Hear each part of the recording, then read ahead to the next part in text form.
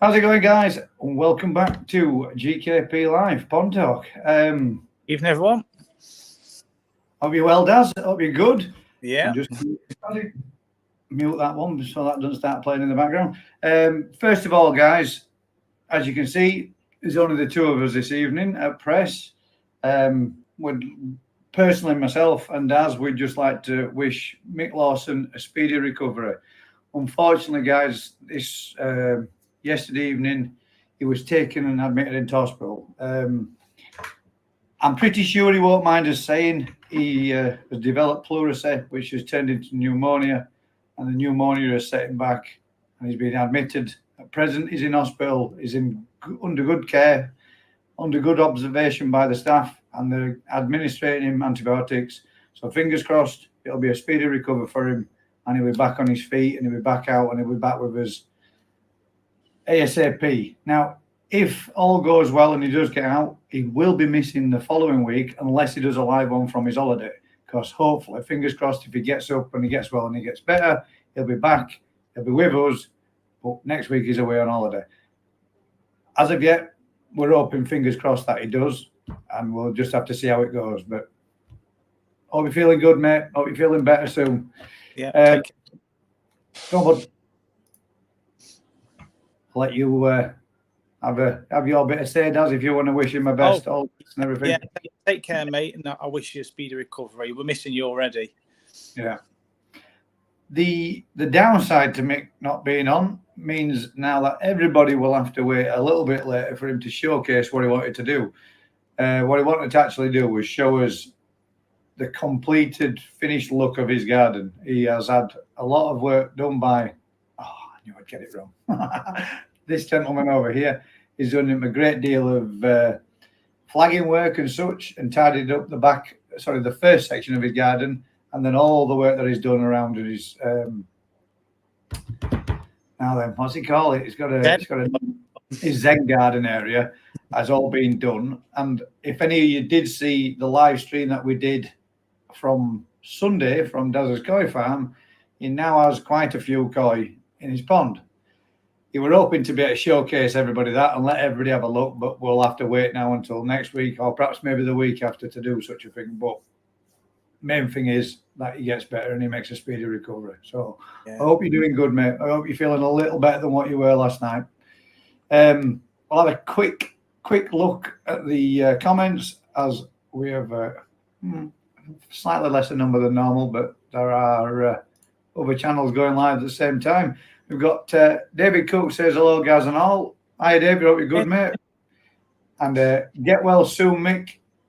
Thank you very much, David. Appreciate it. Pass on. And hopefully he's watching. If not, then hopefully he'll pick it up on a rewatch later on. Here. Get well soon, mate, from Mike KH, a.k.a. Mike. Mike Bordeaux. Graham Taylor says, speedy recovery, Mick. Thank you very much, Graham. I shall make sure we pass on the messages to him as well. But right, our first couple of things that we want to, or we've been thinking about having a chat about and a talk about, are sunburn in your koi. I know we did touch on it a little bit the other day, but Daz wanted to bring up the subject again and find out what people's thoughts are on it and what they believe. Yeah, I mean, I had a gentleman speak to me tonight about it. He purchased some new koi, and he noticed it started to go red, but the reddening was on the sides as well as the back. So could that be bacterial, or could it be sunburn? It's a bit hard to tell without actually seeing the fish, but I would have thought if it's on the sides of the fish, it's more likely to be bacterial. Yeah, you'd think so, wouldn't you? Because as we were discussing earlier, you'd expect it just to pick perhaps on the top half of the fish, maybe on the excuse me, still making my throat tickle. We're talking laryngitis. It's them jelly worms. Yeah, them jelly worms. Oh, God, that's sour as hell and horrible. You'd expect it to just be predominantly on the top area, wouldn't you? But yeah, let's see. I mean, would it affect whitefish more than coloured fish. Well, apparently, from what somebody was saying, and I think it was Si from up north, Coy, I think it's more of an issue on Coy with red patches. It's the red that's more affected by the sunburn than. And I think did you not read as a second? I did. They mainly go Sankey varieties. Yeah. Yeah, but I'm just thinking like white tan shows whether they would suffer worse. Well, you'd think perhaps maybe if the red area was, that they'd end up with an extremely hot patch on the red, and the rest of the body would be reflecting it back. But I mean, I don't know. I mean, it's not some. I know when we read into that little bit about the natural ultraviolet sunblock that they produce, but that's not all koi. That's not all koi. That's not all fish. I mean, it's just I don't know fish. about you guys, but I've never come across it and never heard of anyone that's got fish that have had sunburn. No, I've not either. Is it something, or is it just a myth? Is it just something that coincides with, people spotting a rash all over the fish and thinking, is there something wrong with my water, really, rather than just putting it down as, oh, well, guess it might just be sunburn. I don't know. I've never ever seen it. The thing that makes me think, erring more onto the side of myth, is you see meerkat basking in the sun all the time, don't you? They seem it's almost like they enjoy it more. Yeah, when the backs are very much. They're up at the top of the lilies. When you see chub in big shoals, they're all on surface. But are they doing that to get cooler, or I don't know? And the backs are out the water a lot of the time as well, which I think would be even worse. I would imagine that there's certain elements of it where they will, or some fish do get burnt, but I mean, if that's the case, all these African fish and South American fish would suffer really bad, you'd think. Well, you'd think so, wouldn't you? Because there's a lot more countries out there that are a heck of a lot warmer than I mean, what were it, 1975 since we've had temperatures as hot as this. So there's been a lot of years where it's not been nowhere near as warm as what it has been now. But touching on that again, what's the best thing to do? Do you shade off your pond through the summer and then potentially watch your colours wash out on your fish because they're not getting sunlight? Because if they're not getting sunlight, that tends to be, fish that are kept indoors, you can see the colours drop out of them in no time. Before you know it, do you lose all the patterning on your fish because you're trying to protect them from UV, and I'm not getting any UV, then which is the worst. But as somebody, I'll touch on this one because that's, some people might confuse it with chlorine burns. They might very well, because chlorine burns look of what would be said as a similar sounding or similar description. Red patchy rashes. Yeah. Colour running through the pectorals and such, blood running, or blood or lines of blood, streaky lines running through the pectorals. Breast kind of thing. Yeah. So I mean, I don't know. Is it a myth, or is it what's everybody else's opinions? What do you guys think? We got the here. I'm just going to go back through because there has been. It's a pity the good-looking one is missing. Thank you very much. Appreciate that. Evening all. Hi guys. I know you've got a tiny. I know I've only got a tiny one, a tiny pond, mate. Oop, nearly that. I know I only got a tiny pond, but any chance of a shout out tonight, and many thanks. Definitely 100%, mate. In fact, if you guys, there's only a few on at present, but if Amanda, Amanda Blackshield, not Amanda, keep saying that wrong. If you would like to join us, feel free. If you've got a camera or you want to jump on and you want to come up and showcase yourself, mate, feel free. It's not a problem for me to have anybody on. If anybody wants to come on and have a little talk or a chat, here's up in the comments. I'll share a link, and you can, whoever would like to come on, is more than welcome to come in and fill up the space or the void that Mick has left in his recovery period. It's not the size of your pond. It's not the size of your pond that matters. It's the quality of the fish inside it. That's the one. Yeah, there we go. But in fact, I should be able to. should be able to click on yours, mate, and share your channel there. If you just bear with me 1 second. Let's catch this up. Where's that comment? I was trying to look on my second monitor to find him. Flash kit, second monitor. Yeah, there we go. So if I click on that, go to your channel. There we go. Take out that, copy that, stick that in here, post it in there, and then ask you guys if you can do me a huge favor, guys. If you could help Amanda Black Shield. I think it's husband and wife, I'm pretty sure, but I'm not 100%. I definitely know the pond, and I definitely know I have watched a fair few. But he's at 213 subscribers at present. If you guys could do us a huge favor, swing by, drop him a sub, help. Let's see if we can get him up to 250. Who knows? Might be able to. Power of the internet. You guys are out there. You're capable of doing it. If you could do us a like, share, and a subscribe, and actually pop on, give his channel a bit of a look. Appreciate it. There you go, mate. I think you can get it. Yeah, I mean, I'd like to think, really. I mean, technically, anything should be able to get burnt in certain degrees to certain temperatures. But is it as fearful or something to worry about as what people make out? I'm not saying it isn't, and neither of us are. But it's more of a, what do you guys think? Has anybody that's in the chat tonight ever experienced it themselves? Have you ever had any fish that look like they've had a sunburn or some form of tumor or thing that's related to sunburn, like skin cancer? Well, I definitely know that I have two. Well, no, one of them's now in my dad's pond, but I did have two. But I did have two fish that used to develop one black pigment patch, and it come the winter, it's gone, totally fades away. It's a chag, and come the summer, once the sun starts to get up to a certain point, it literally does come up with this great big black patch on its side. Well, it's not great big because it's not a great big fish, but we're talking sort of this size. But every winter it fades back. But that's purely down. It's got to be. Well, it's purely down to summer months. So, it's certainly some element to the sun altering the fish. And I know, like, would it mix or would it mix? Somebody we know had a Saragoy that became all black speckles all over it, beginning of spring, just coming into early summer. Yeah, I think it might be mixed, to be fair.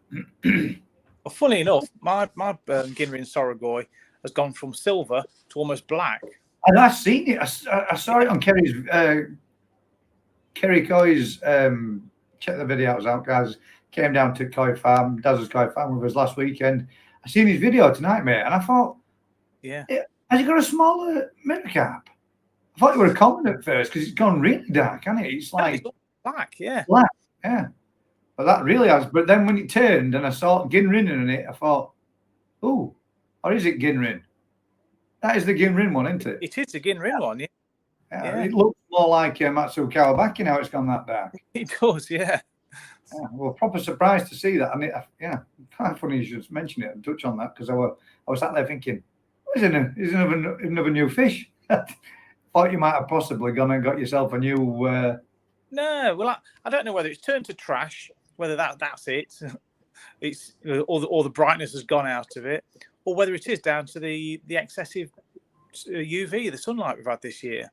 Well, you've always, prior to your new filter, though, it's a lot clearer now on Arlington. I don't mean that in a bad way, but it is. You can see the bottom now, whereas last year you did have it. You left it natural, didn't you? Just pure surface, never mind the bottom. Yeah. But yeah, I mean, maybe that's why. Maybe a bit more extra sun. It's darker a lot. But I thought it did look nice. I want for a bad thing. Let's touch on a couple more. You will see koi like to bask under lilies. They're up high in the water in the warm days because of the oxygen requirements, mister. What happens if you're providing oxygen to your pond? But that would so the surface area of you're saying like the top 2, maybe 3 inches is more oxygen level at the top than what there is at the bottom. Yeah, so I think. Or do you mean they're coming up gaping to the top for oxygen? I don't. That depends if it's windy as well. The windier it is, the more oxygen that gets dissolved in the surface layer. Yeah. But if it's a very cold, I'm not saying one way over, mate. Yeah, makes sense, doesn't it? But I mean, yeah, definitely see my carp koi in my pond. I've spent on these last few days while it's been up, I've spent a heck of a lot. It's surprising just how quickly you can have a fair few fish in your pond to look like there's none. Yeah. Because I've come down to the garden and thought, where's all fish? And every one of them were underneath lilies. And as soon as the lilies, as soon as I threw a bit of food in, they realised, bush, they were out fed. As soon as they fed, they were back under. So they were obviously experiencing, not liking it. But that's the reason why I have big lilies on my pond in the first place, to give them that natural cover if they need it, and which they obviously do. Especially when it's pushing up 40 and 41 degrees. It has been pretty warm. What's people's top temps? Did you see what your top temp in your pond? I know it was pretty high in the greenhouse. Sorry, the polytunnel. But what were your temp of your pond? Did you check it? I didn't check the pond. I checked the pools in the tunnel, and they got up to 38 degrees. The water temperature did, but my two fish tanks in there did hit 40 degrees, and I have found the threshold for koi endurance, and it is 40 degrees. I think one of them was actually 41 degrees, and they were dying in there. I mean, I'd only got probably 6 tiny little half-inch koi in one, and that's the one that got hottest because that was the shallowest. But yeah, anything over 40 degrees, they don't like it. They can't survive it. So I'm pretty sure that's the upper threshold for them. They're in the polytunnel, them ones. Or they're in the tunnel to the they're at the far end of the polytunnel with the hottest end. That's pretty hot. My tank's now down at 28 again now. Yeah. But when I came back in, my wife had left all the windows shut and all the blinds closed and the door blind closed and everything in the conservatory. The first 2 days, we'd left it open, blinds open, and obviously windows open to try keep the room cool. And when I come back in, it was off the scale on the tropical tank, and I hadn't seen the heater come on the tropical tank for weeks. But when we came back home, when we left the blinds all closed and everything and kept the windows closed, it only just got up to 32, which is, I know it's too warm really for tropicals, but again, you've got to be careful, haven't you, when you've got bodies of water in areas like a conservatory. It's not the best place to really have, but it does make running a tropical fish tank in the summer and spring and maybe early part of autumn a lot cheaper when you don't have to warm up your water with using an electric heater. I'll say one thing though, the growth in the tunnel was phenomenal those few sunny days. The difference then, so it just helps them pack. Well, obviously the heat doesn't it? The heat helps pack on the weight, but I wonder if you maintained slightly higher temps, because everybody always says like 24, 25 degrees is the optimum temperature for growth, don't they? Yeah. I wonder how much more difference it makes if you push up a few more degrees. If you get more growth, or whether or not the growth maintains the same after a certain temperature. That'd be an interesting thing to look into. Life Around the Koi Pond says, hi guys, hope you're okay. Life Around the Koi Pond, we are both fine. Unfortunately, Mick's not. He's been admitted into hospital, mate. So at present, he's not doing too good. He's on a recovery road, obviously, but tonight he's not going to be with us till such time as he's feeling a bit better. But thank you very much for asking, mate. I hope you're doing good too. Graham Taylor says, have a yellow and black ghosty, which is always sunbathing. Even recently, in high temps, never seen any signs of sunburn. Yeah, there you go. Yeah. See, it's got to be one of those things as if you see it, I don't know. Is it normally on different? I suppose maybe it's just certain fish that it affects, and I don't know. Yeah, it's got to be the case, hasn't it? Though, I mean, you know, if you jump in and out of a swimming pool and you keep getting warm and then dry, and then you're out, and then you jump in and then you get back in, you tend to get more of a heck of a tan when you're messing around in water than what you do, you know, when you're just chilling and sunbathing. So, well, I said when I was a kid and used to do a lot more holidays abroad. Alex says, evening all. Hope you're all good. evening, Again, Alex. there you go. Evening, Alex. Thank you very much, mate. I'm not going to keep repeating it, but you already heard me say. Keith and Paula's Pond Build puts, evening all. Good evening, Keith and Paula. I hope you're both good. There we go. Just heard about Mick.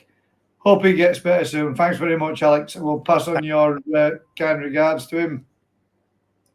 There's the link for Manda Black Shield's channel. If you could do us a big favour, guys, and swing by, give him a bit of a sub, see if we can get him up a little bit.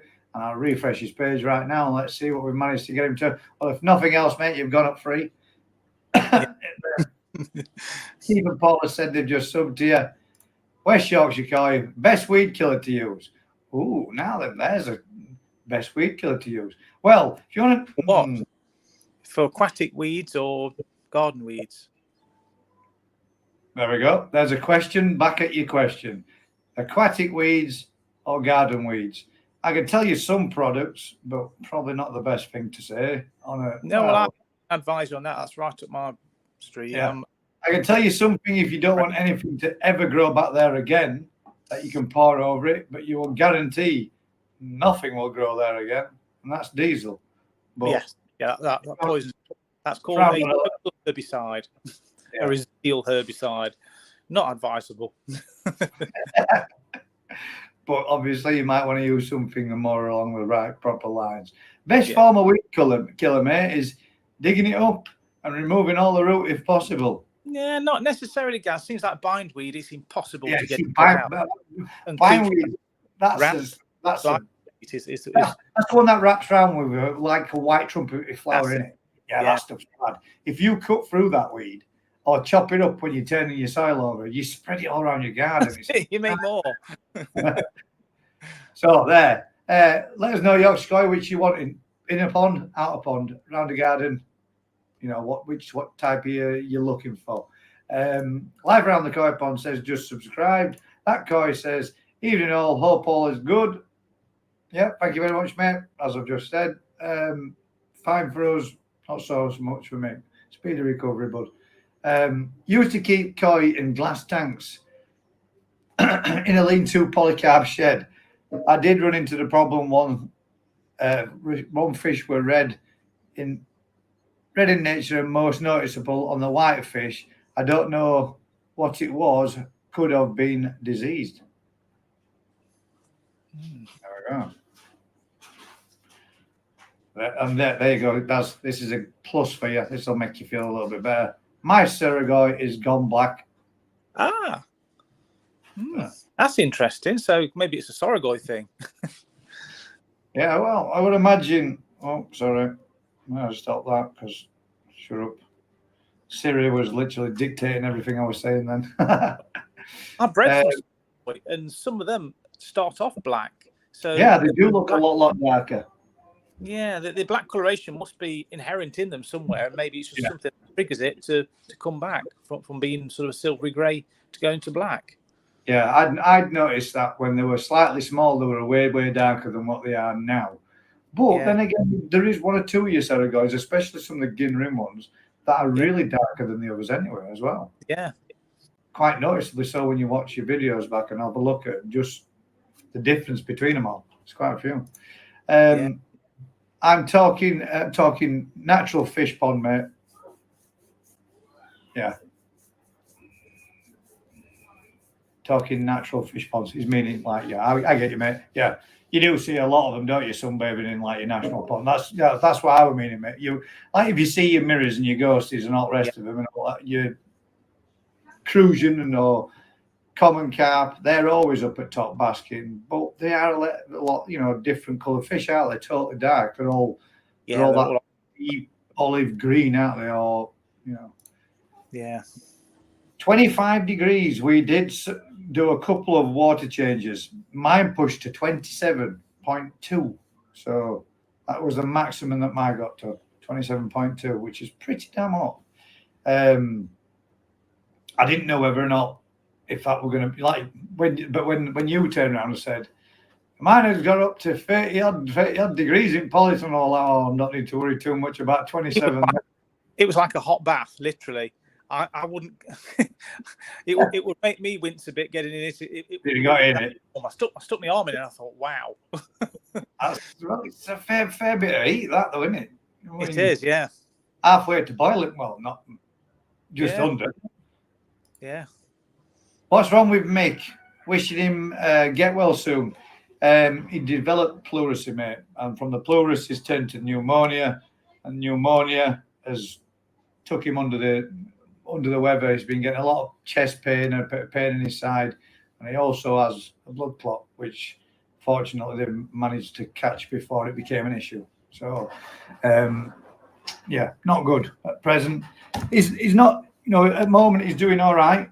We spoke with him, but he's on an oxygen machine because he's having a shallow breathe because of the pain in his lungs.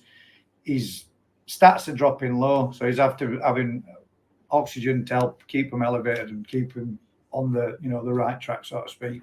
But it's difficult for him to talk. We have had a bit of a chat with him, but he's felt that rough for the last couple of days. He's absolutely exhausted. So we tried to leave him as much as we can so he can get a bit of rest and try catch up with a bit of sleep, if that's at all possible, with people coming to poke you and prod you and take this and take that and test this and test the other when you're in hospital. So fingers crossed, speedy recovery for him. Stallion Fish Keeping says, get well, Mick.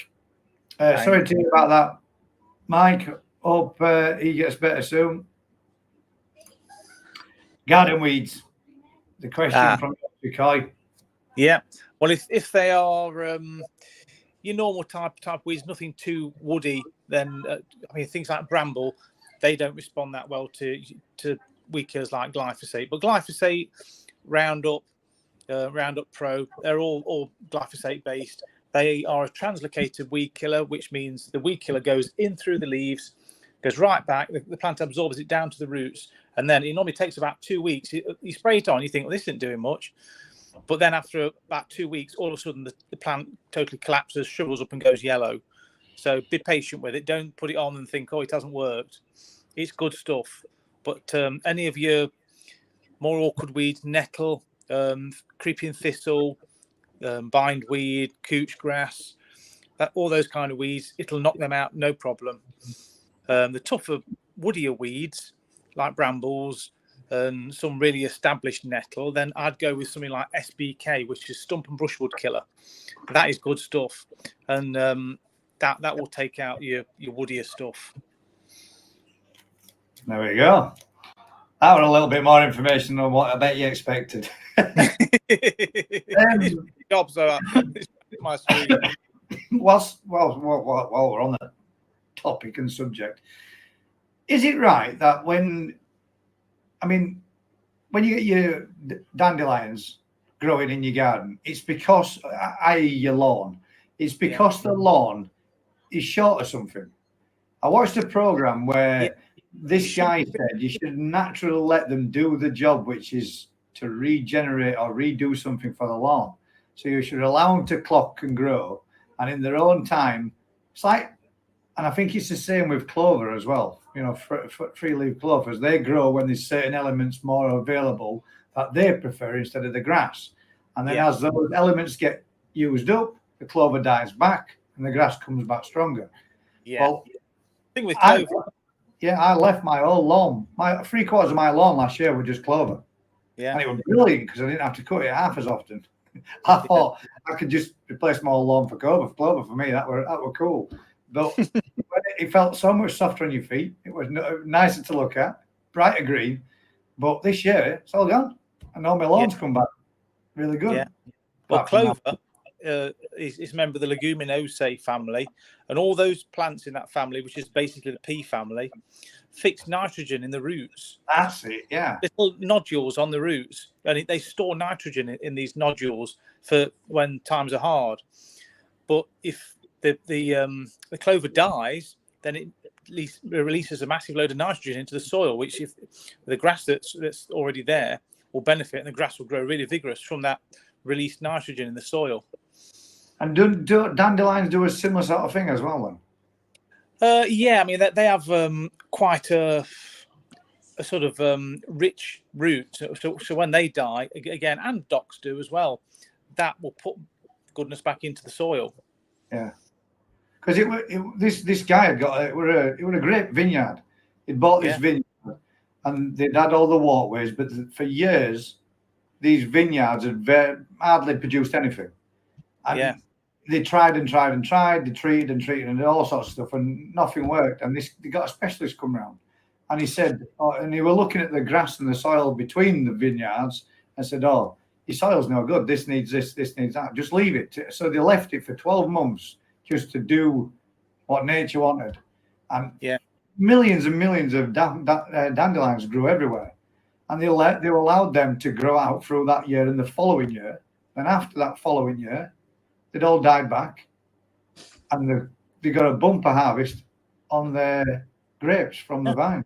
It was weird. I mean, you might have heard the term green manure as well, and that is basically you sow a field with, or a patch of spare earth with like pea-type plants, and then you plough them in at the end of the summer.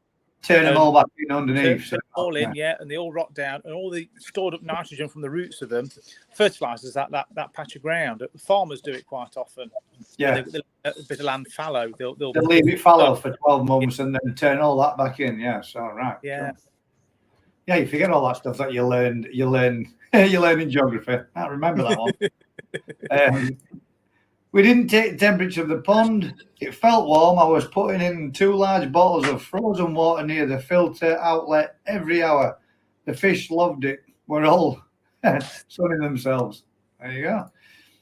I have used Roundup, but it did not seem very effective from B&Q. Yeah, the problem is the stuff that you buy, it's watered down. Yeah, it's the bare sort of minimum strength. And you can't really do much about it. You're better buying the concentrate and put a little bit more in than the manufacturer's state. Then they'll make sure you kill the weeds. Yeah. I mean, I buy it in 5-litre containers of concentrate. So then you have to dilute it down. Yeah. But yeah, it's not the stuff you buy is mixed up to the concentration where it will kill annual weeds, which are like the weakest weeds you can get. And not really up to the job for killing tough perennial weeds like bindweed and couch grass. It'll knock it back a bit, but then it just grows again. So yeah, ideally get the concentrate and say if it's 70 ml to 5 litres of water, I'd probably err on the side of 80 to 100 ml of concentrate to 5 litres, but not near a watercourse. Don't ever use a stronger mixture near a watercourse because it can leach in. These set measurements are for like near a water course, so just use your common sense. Yeah, should not be spraying it all around your pond, for example, because that won't be good. No, I mean if it's a raised above ground pond, you've got no problem. But yeah, if it's running off from your lawn and into your pond or pathways and such. Yeah, mind you, glyphosate, once it's dried, then it's classed as harmless. It's one of the safest weed killers to use. So it's good. It's harmless for pets as well. Once it's dried, it's only when it's in its wet form that it's a problem. So once it's dried, you shouldn't have an issue with runoff. Sweet. The Keith and Paula's pond bill say effective pet-friendly weed killer: salt crystals and vinegar mixed in with water. Yeah, salt's a good weed killer. Yeah, I've had a few people in my time that put salt on slugs in the middle of the lawn, and then they says, then you've been dead back. Lawn. I had another lady that poured boiling water on an ant nest in the lawn and wondered why the lawn had died. Italian Fish Keeping and Gardening says, when I was learning about air pumps and how oxygenates the pond, it's not the bubbles alone, it's when they explode at the top of the surface. Now it's quite interesting to challenge that theory. Yeah. There's a few people say that you should use a finer misting stone so that you get more of a fizz rather than bubbles. But obviously, the further it travels, the bigger the bubble becomes. It's like when you're deep sea diving, you can blow out a tiny little bubble, and as it rises up, it turns into a big ring. But yeah. I've watched a fair few videos about oxygen and in ponds, mate, and surprisingly, none of us have nowhere near as much as what we really think we should have, or well, as what we think we have, should I say? And especially if you're using a backy shower, your backy shower is absolutely annihilating your oxygen levels going through that, because the nitrifying bacteria in there consume it at a great level. But that must mean that the backy shower is a very efficient filter. Yeah. Well, they truly are, Daz, aren't they? I mean, I don't think anybody would have a bad word to say about a backy shower, apart from the fact that if you've got a natural looking pond, they don't look right. But if you've got ugly as hell, aren't they? Modern day pond, they look. Yeah. It's the piece of a resistance to a modern day looking pond. Skeggy says, "Evening, how's it going, bud? You good?" Evening, Skeggs. No Mick. Sorry, no. Skeggy, there is no Mick. Unfortunately, mate, he's in hospital.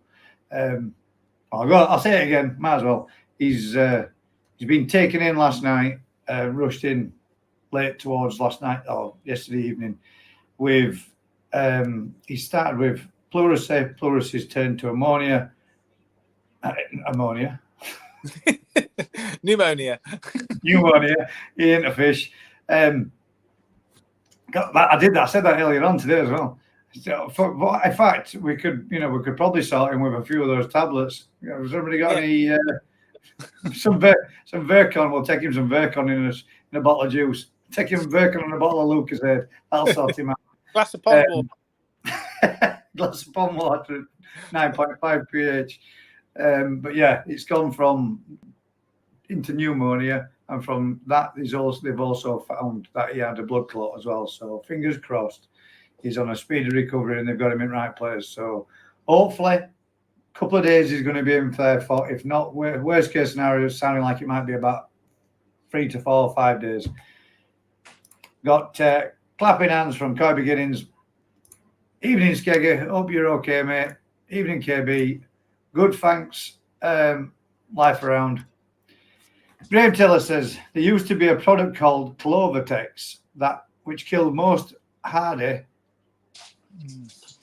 Yeah, I think they took the list now. I've not seen anything on the shelves for some time, and assume that the chemical in it must be banned. It's like same as everything else, mate. You used to be able to get a really good product for painting your sheds and your fences with called creosote, and it was fantastic. You paint your shed with that, paint your fence with it. You won't have to do it again for another 10 years. And now that one's been banned, and they've the best substitute that they brought out is one called Creocoat. But it's not as good, but it's still pretty good. Yeah, there's Verdone as well, and they've reformulated the mixture of Verdone, which was a selective weed killer for grass, to kill out the clover and the dandelions. And I think that Clovertex is a similar kind of product. And I think there was something in it that was harmful to bees, and I think that's the reason they took it off the market or jiggled about with it. Yeah. So we're saving it. We start trying to take out one thing, and it's what we do to everything else in around it. That's the one where you've got to be careful. Stallion Fish Keeping says, LOL. Can you guys remember a decent place? Recommend a decent place for a pond window glass that's not going to empty the bank account. LOL. I call Perfects, but not impressed with them at all. Well, mate, to be fair, you can get glass made to any specification at any glass manufacturer's, mate. You don't have to go to any company just because they make pond glass.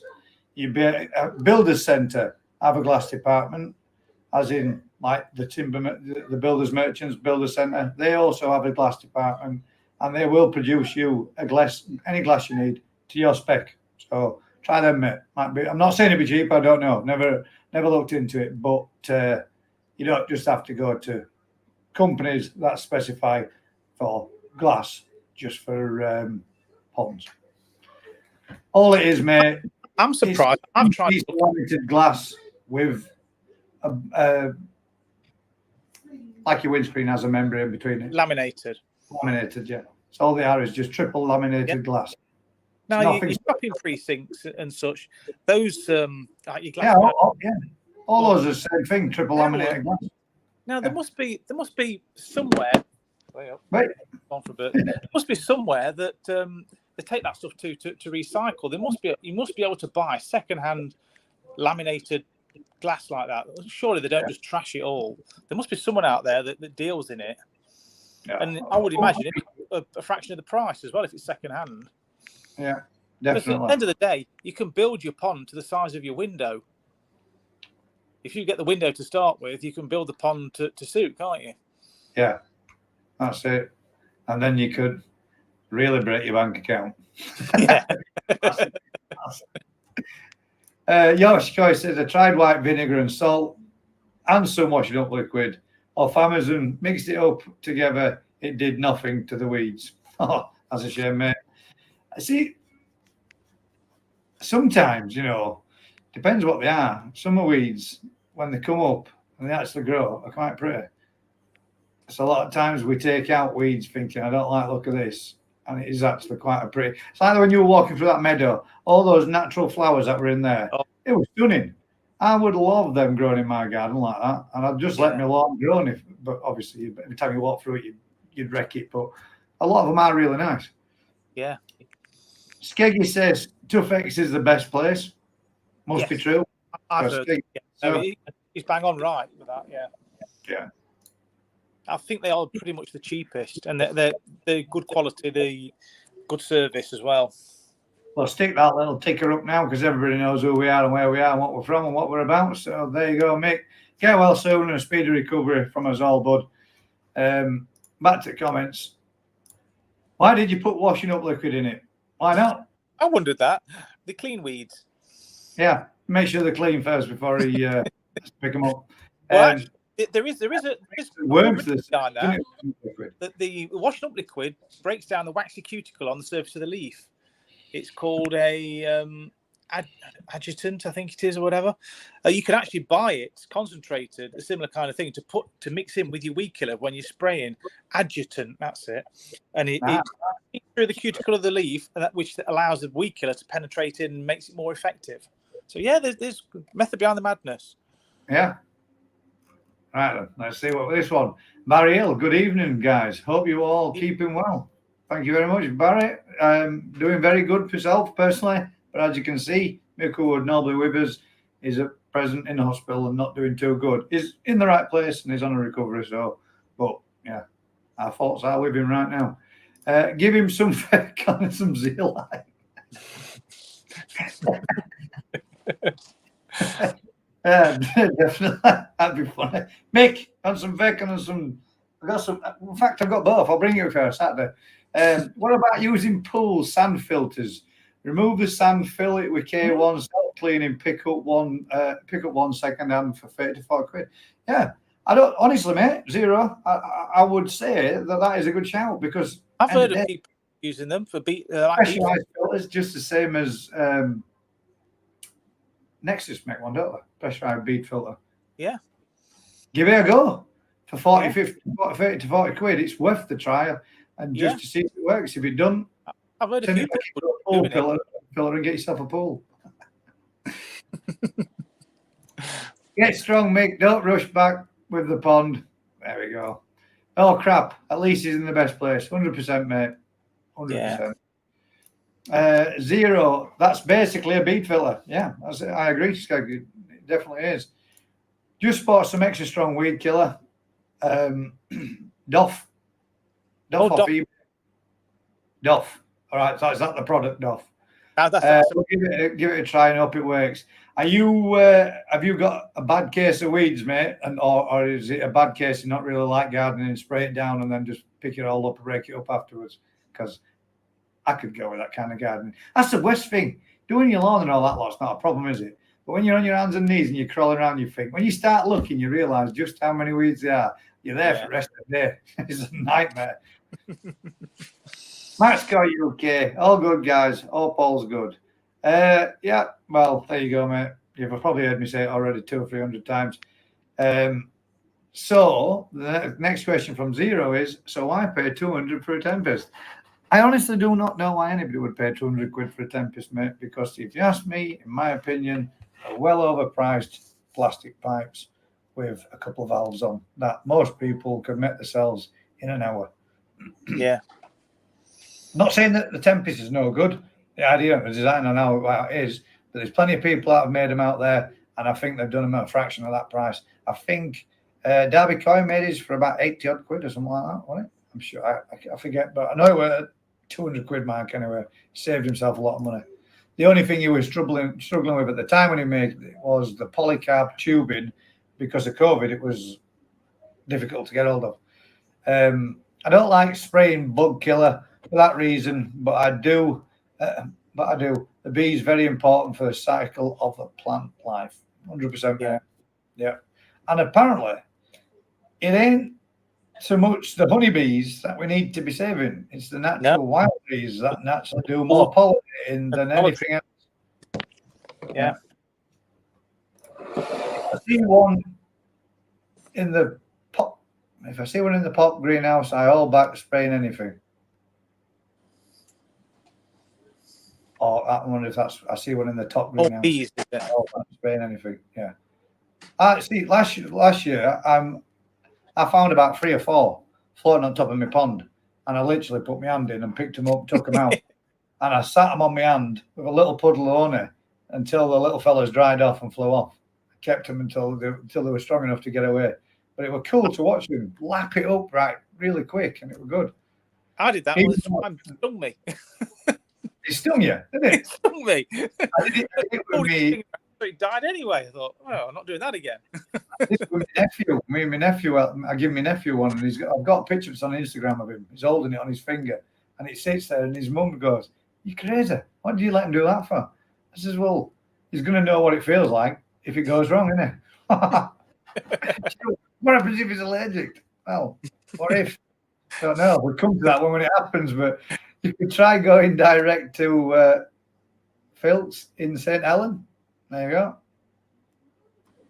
Weed killer? Question? Yeah, totally different topic tonight. Weed killer. That's what we're on. Yorkshire Coy wanted some info. Daz is a landscape gardener. Best person to ask. Yeah. I put washing up liquid in because of the video on the YouTube was showing how to put it together. So I gave it a try. Maybe that well, as Daz said, the washing up liquid is the good part that you made. Maybe the concentrated level of what you got weren't that strong enough, mate, or not that good a product. Yeah. Tempest is better for fines than a bead. It's an upflow, not a pressure filter. What you mean? It's better than the Skeggy Sieve 3.0? No way. Can't believe it's better than the Skeggy Sieve 3.0. That thing's pulling some muck out, mate. Keith and Paula said, I wasn't impressed either. The services at all. I was told that they don't offer technical support. That just makes the glass, and they just make the glass, and they don't supply the sealant either. Well, one thing, mate, if whoever it was that was asking about the glass, don't go buying 10 tons of tubes, 10 tons, 10. So many people doing these pond windows, and they blather 15 tubes or 5 tubes or 6 tubes around it. Right. The same stuff is used to bond car windscreens around. And when you see what they do with a car windscreen, they cut the nozzle goes to a point like such. They cut it with a V in it, and they stand it tip down, and they go all the way around once, and then they go a second line all the way around twice. And they bond that in, push it into place, walk away, and in 20 minutes, it's cured. And if it's cured enough for you to go smashing into it at 70 miles an hour without flying through it, it's damn sure it'll be strong enough to hold the bloody pond window in, which is pushing against it with the weight of water. Why anybody and everybody puts so much shit around the windows and the ponds to seal them in is beyond me. Obviously, it's because they don't know what they're doing. But there is no need for nowhere near as much as what they put on at all. Anyway, that's just one of my personal gripes. In fact, I don't think there's anything worse than seeing a nice window in a pond and then a shitty silicon sealant job done it, making it look crap. Wave all around the edges where they've gone round with a finger 50 times, and you can see that they wiped it. Spray it down with a bit of detergent. Mask it off with some masking tape. Trim it with a blade before you go around with the silicon. Use a nice trowel. Squirt some soapy liquid on it. Don't be running your finger all over it and spitting all over it and dragging it around everywhere, because it just looks shit. It looks a mess. If you're going to do a job, do it right. Anyway, that's my gripe. You only need 1 or 2 tubes. That's all I'm saying to you. You're putting in a window, and on average, the majority of the windows are not much more smaller or bigger than your average car window, and they only use 1 tube on a windscreen. Expensive stuff. Yeah. It is expensive. It's like 16, 17 quid a tube. Yeah. Why people put 5 tubes on and push it on so it all smears out all over the window, and you lose half your window, and then you've got it all the way around your liner, and it's all that stuff for fish to sit there nibbling at and peeling off and making look a mess and ingesting. Don't need it. Less is more when it comes to silicon. Hi everyone, thanks for all the kind words. Hey, there he is, Mr. Velocity himself. I hope you're feeling good, mate. Must be feeling good enough to be able to send in a little message. That's nice to hear from you. Nice to hear from you, mate. Keith and Paula, just get CT1 or OB1. Yep. All I make. Good to hear from you, mate. Get well soon. Good flying trap for small midge-eye. Cup with some. Oh God, them things. Yeah, I can't remember. Cup with some small, some soap on the bottom, vinegar on the top, then cling film over the top with small holes, so that they actually get in, they can't get back out. Them damn midges that you get inside your pond. I took my lid off yesterday. Just have a look. Wow. Big cloud of them come out. I thought, God, I'm going to have to leave shed door open for an hour so they all going to get out now. There were loads, absolutely loads. They're the with the larvae. Yeah. The thing is, they start clogging all your pipes up, don't they, when they're going in? Yeah. That's I hate them. I knew what you meant. Midges. Keith and Paula. Evening, grasshopper. That's a bad case of weeds in Salford, but they smoke them here. Salt, dry on weeds will kill them, and washing up liquid is to help it stick to the plants. There you go. The driveway has millions of them. Well, I tell you, if it's a driveway, then, mate, there's another product out there. And don't do what my dad's neighbour did, because this was funny as shit. There's actually a new product out there, which is like a lance that you hold in your hand. It's got a trigger on it, and you have this little ignition pot at the bottom. And each time you pull the trigger, it ignites, and it blasts out a great big flamethrower, and you can burn it all back. Well, he did all his driveway and everything, got rid of all his weeds on his drive, did a real good job. And then thought, that'd be a good idea to do the lawn and do the area around the garden. So he did. Set fire to his conifers, his garden fence, and half a garden. 20 years old, man. My dad's going, what's that big blue smoke coming from? And then next thing you could see neighbours running around with a nose pipe trying to put it out. He got it under control eventually, but before a good 3/4 of his conifer had gone up in flames. And he was going, I don't know what happened. We're only burning weeds off. Yeah, conifers, they go up rust. As we all know. Keith and Paula, well, they do offer tech support in so far as making sure the window is the right strength. Well, yeah, I'm pretty sure that is when you say it's the right strength. I'm sure it's just toughened glass. I don't think there's anything more to it than toughened glass. It's normally 25mm toughened glass, isn't it? Laminated. It's normally like in 3 to 4 layers laminated toughened glass. Yeah. Toughened should. No, which is it? There's 2 in there. Tempered smashes into tiny bits, doesn't it? Yeah. Toughened cracks, but still shouldn't leak because there's a laminate, then another. Yeah, like a windscreen. Yeah. Yeah. To build an upfloor is about 150 quid to build now. The polycarb tubes are tripled in price. Right, well, there you go. Same old, isn't it? As soon as people start ordering it, up go the prices. Yeah. I've got a question for you then. A question for anybody else. Do you think it's necessary to have a polycarb tube so that you can see it? Is it necessary for it to be seen? Could you not just use a piece of 4-inch fall pipe? Because at the end of the day, everybody wraps something around it to stop it going green. So why not make it black so it's not going green in the first place? I suppose you don't know what's going on in there then, do you? You won't be able to see whether it needed cleaning. But if everybody does it and cleans every 3 days or 2 days or 4 days regardless.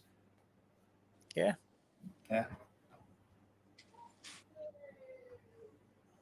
Anyway, I don't know. I just think it's weird. It's like these new great big Johnnies that they put over the top of them, that like black socks to go over the top of them now.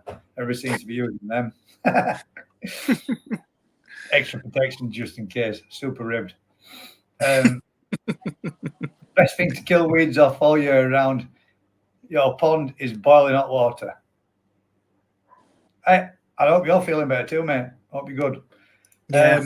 Skeg, what's that question? The sealant? Yes, that's the sealant that you were talking about. I paid £30 for a guy to spray all the weeds. He was a professional, but then said he used Roundup. Not what I expected. Then it rained. Oh, yeah. Goddamn. So most of it got diluted anyway. You need 6 hours of dry after you sprayed it for it to be rainproof.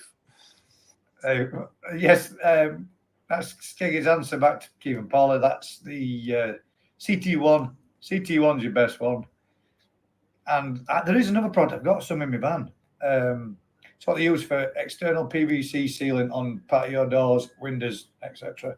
That's a pretty good one. It's a new one that I just brought out. But I asked the guys over there if it would be adequately suitable to use for sealing a window or pipe fittings and such. And he said, yeah, it'd be brilliant. It sets like strong as hell. Really is waterproof. So my mate used one. It's called if you need some, let me know, Des. Yeah. Well, I didn't pinch him. He gave him me. That's a complete lie.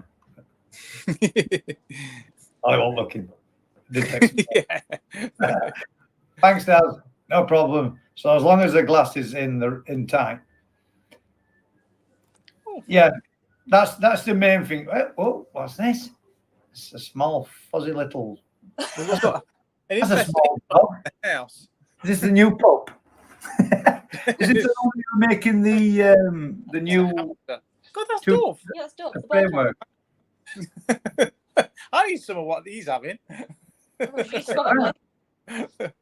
How fluffy his coat is. Long as well. Well, he was nearly bald, and gave him some brewer's yeast, which is very good for fur and hair regain. Yeah, I'm definitely going to be trying some myself. Where did it go bald from? Was that just stress, or is it a she that she just had young'uns, or she just to run to the litter? Ah, right. It was the smallest, weakest one, and it was struggling. But yeah, you wouldn't know to look at it now. Is that all those babies from other mum? Is that one of the babies? That's one of the babies, yeah. Wow. Those things, before I was going to Poland, kept me awake all night. And I kid you not, it was like somebody just switched a switch and they all just said, sorry, we're off to bed. They were stood in a queue, squeak, squeak, squeak, squeak, squeak, while one of them was going flick, flick, flick, flick, flick, flick, flick on the little drinker. And they all stood in a line waiting for the next one to move so they could get a drink. And then all of a sudden, done. 4:30, 4:45 in the morning, complete silence. I was like, just got off to sleep. And then Daz come downstairs. Morning, girls. I'm like, God damn it. Well, we've had 30 cages in the house over the last about 4 days because of the heat, because it's too hot. Too hot. So you all like to come in the house. Yeah, that's it. Yeah, well, finally they're moving back again. It needs to get you an air-conditioned shed, doesn't it, Phoebes? Yeah, don't tell her that. Hopefully she's watching, so she just heard me. I should give you some ear later. It's better than the junkyard sieve. That goes down to 100 microns. Tempest goes down to 1 micron. What? What? Shut up. The Tempest goes down to one. Hang about. 1 sec, Mick. I'll give you a message back.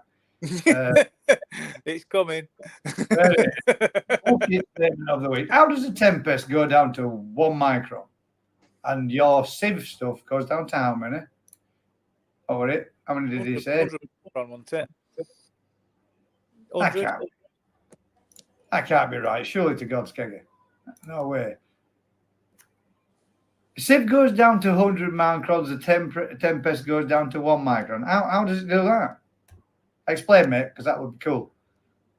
Windscreen is structural to the car also. It is, mate, very much so. That's what I mean. It's that's why I'm sure I've got a guy coming to fit my 7th one of this year to my van tomorrow morning.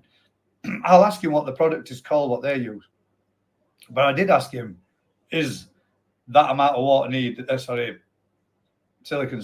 No, you said you could probably do most windows with less than a tube to a tube and a half. So windscreen is structural to the car. Hi all from Hillsley. How you going, mate? How you doing? Hope you're good. That took a big jump then. It'll be nice and neat. Trust me, Keith's a professional. Good. Because I will be checking. Easiest way, trust me, the easiest way is to mask off the window as far as you want it to come out on the outside.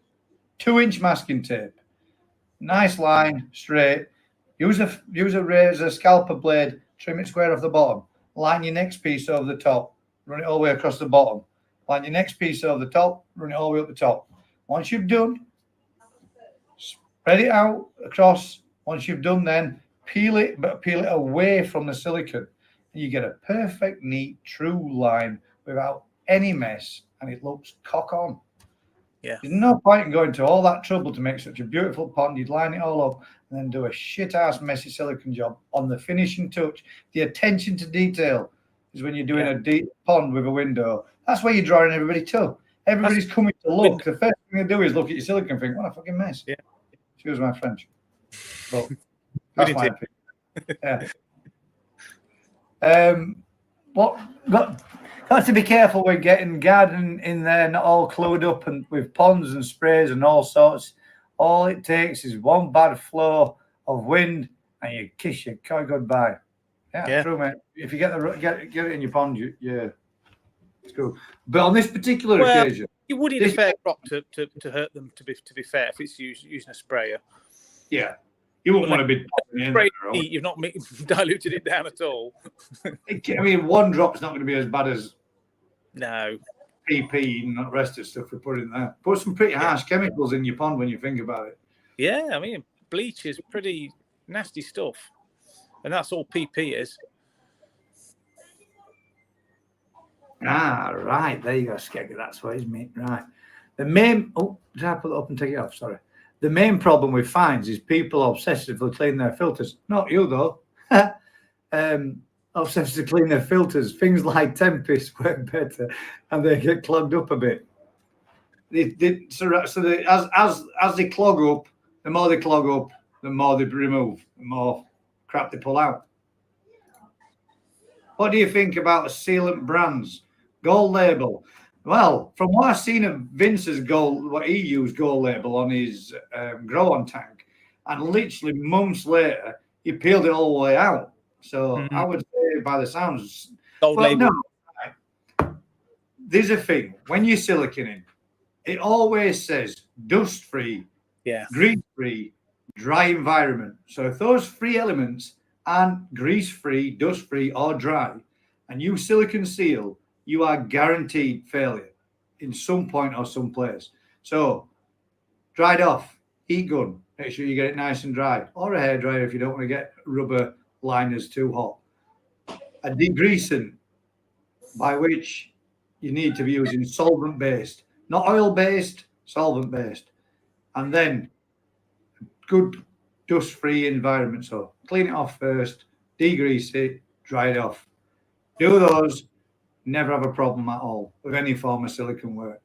It'll always stick to what it needs to do, which is what it should do. It says it on back at tube. Devon Coy, flow some sort of container. It did, yeah.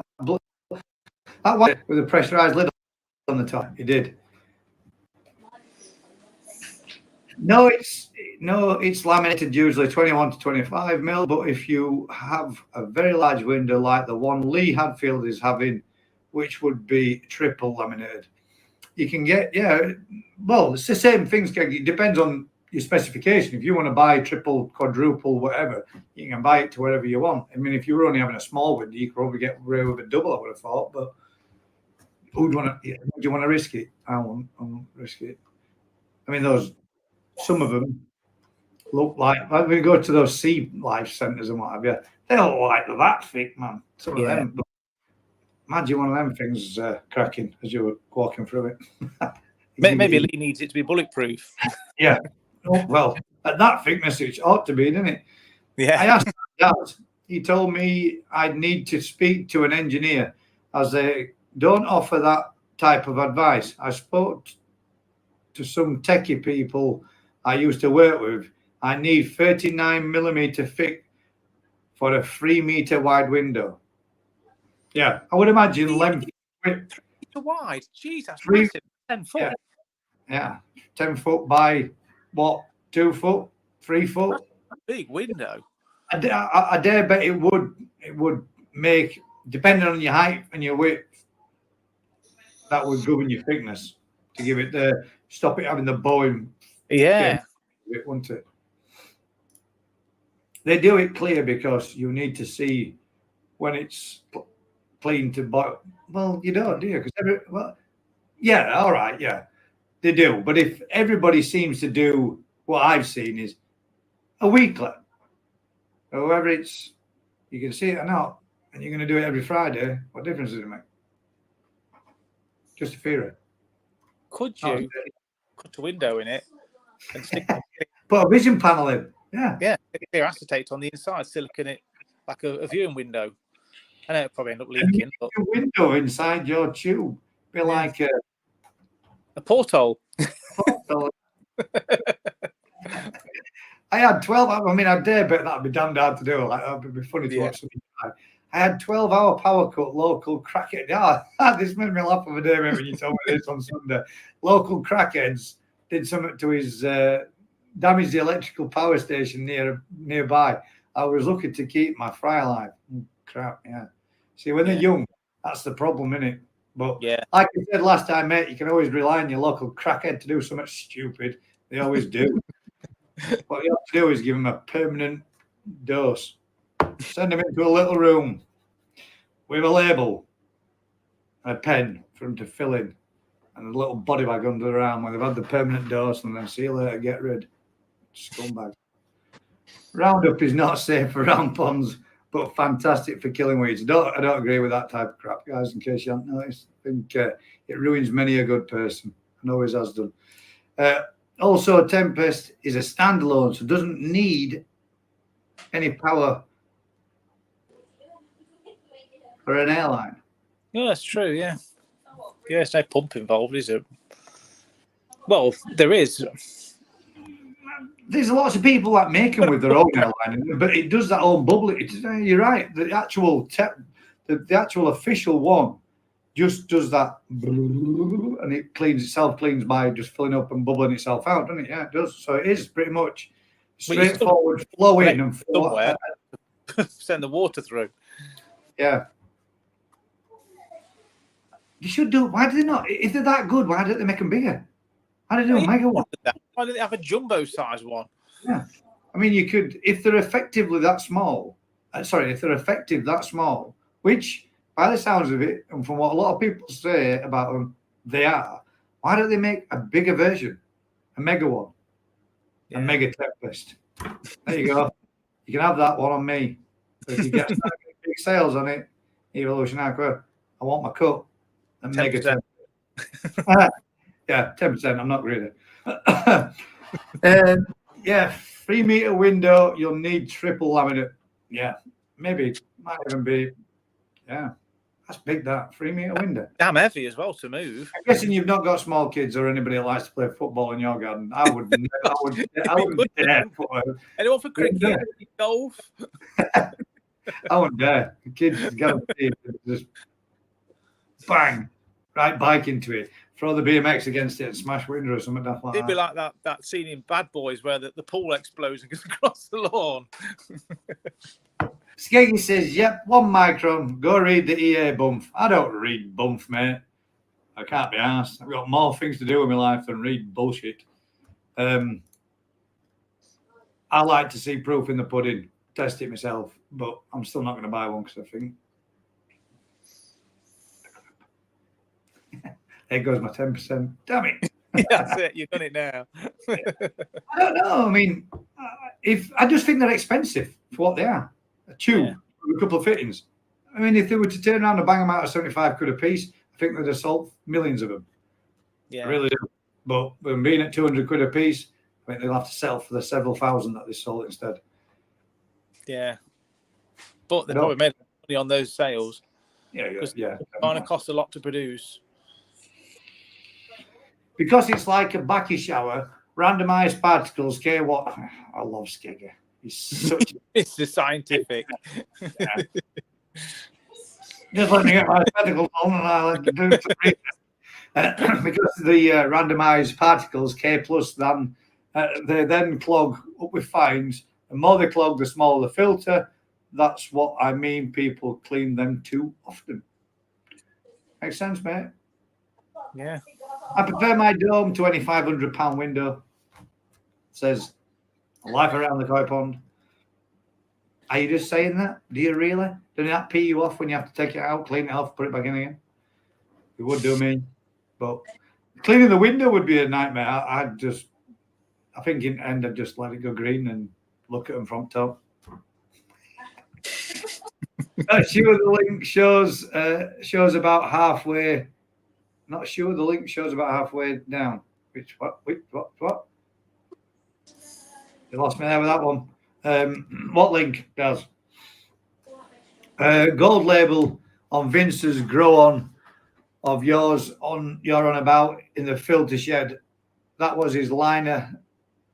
It's that woven type. Nothing sticks. Yeah. Right. Yeah, that's true. Is that what it was? Right. That might be why.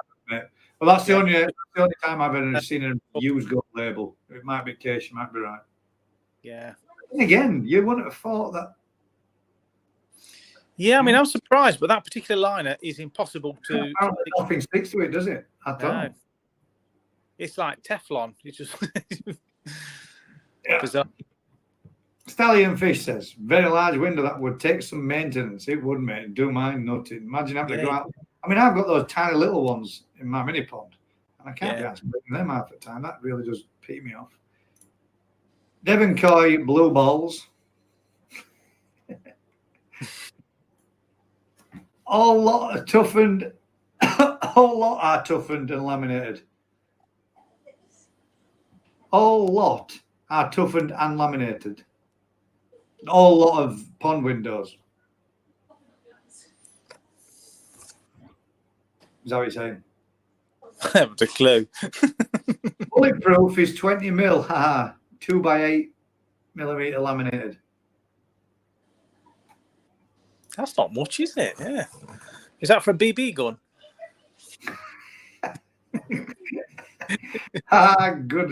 Good one. Yeah, you could put a pothole in it. Righty did it on. There's a pothole in it. Yeah, you did. Put original one. That would cost more than the money. Good old Righty. Should have known he'd have done first. Yeah. Right is the top banana, and he knows what he's doing. He is. He's probably got a shower window for protection. Kind of defeats the object of having the window if you're going to put something over it, though, doesn't it? And it looked more like a fish were in prison. I got a family that live above my house. The ball keeps coming over, doing my head in. I don't want it to be that morning. Well, then don't be. Next time, dog's having it. Listen, mate. If with my old dog, throw it back over. My old dog, if that ball had come in my garden, those kids wouldn't have been getting it back anyway. He could pop a ball in split seconds, and I'd have been having to go, I'm sorry about that. There's your ball. I'll launch it back over the fence because he was a savage. The only dog I know, mate, that could get his mouth round a full-size basketball and best it in seconds. It was savage him. I miss him and all. Miss him a lot. Tempest needs a water pump, but no air pump. But a lot of people, yeah, they do, don't they? Add an air pump to make the clean more effective. Yeah. Haha, no kids here. And yes, a big window. We'll be the main feature and focal point of the pond. And the other featured projects we have planned. Sounds exciting. Let's hang about. Let's go back onto there with that one. Where is that now? Where's it? Is it Keith and Paula's? Yeah. Just trying to find your Keith and Paula. Go to channel. There we go. Let's help Keith and Paula and watch those changes become. There's a link, everybody, there, guys. If you can do us a huge favour, give Keith and Paula's pond build a sub, a look, a view, a share, and a like. I'd appreciate it, guys, if you won't mind. There's your first one from me.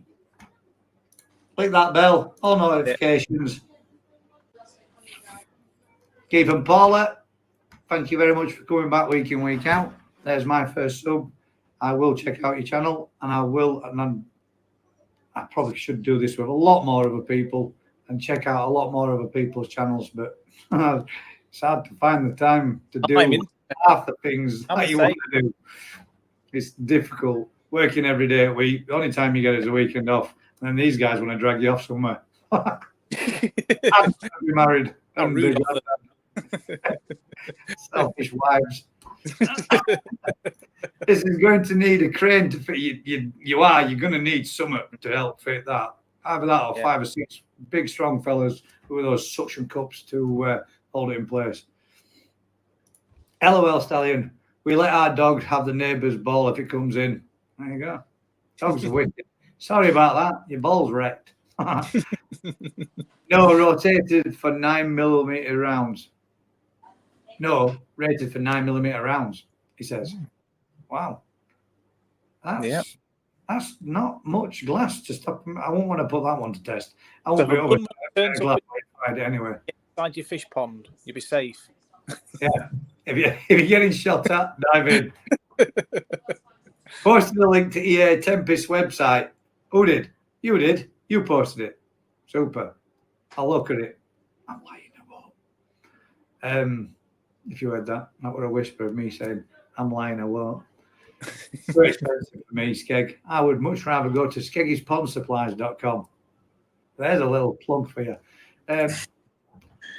He's a pond keeper to keeps sticking his head over, having a nose, and next time the ball comes over, I will kick it back, but move the nets.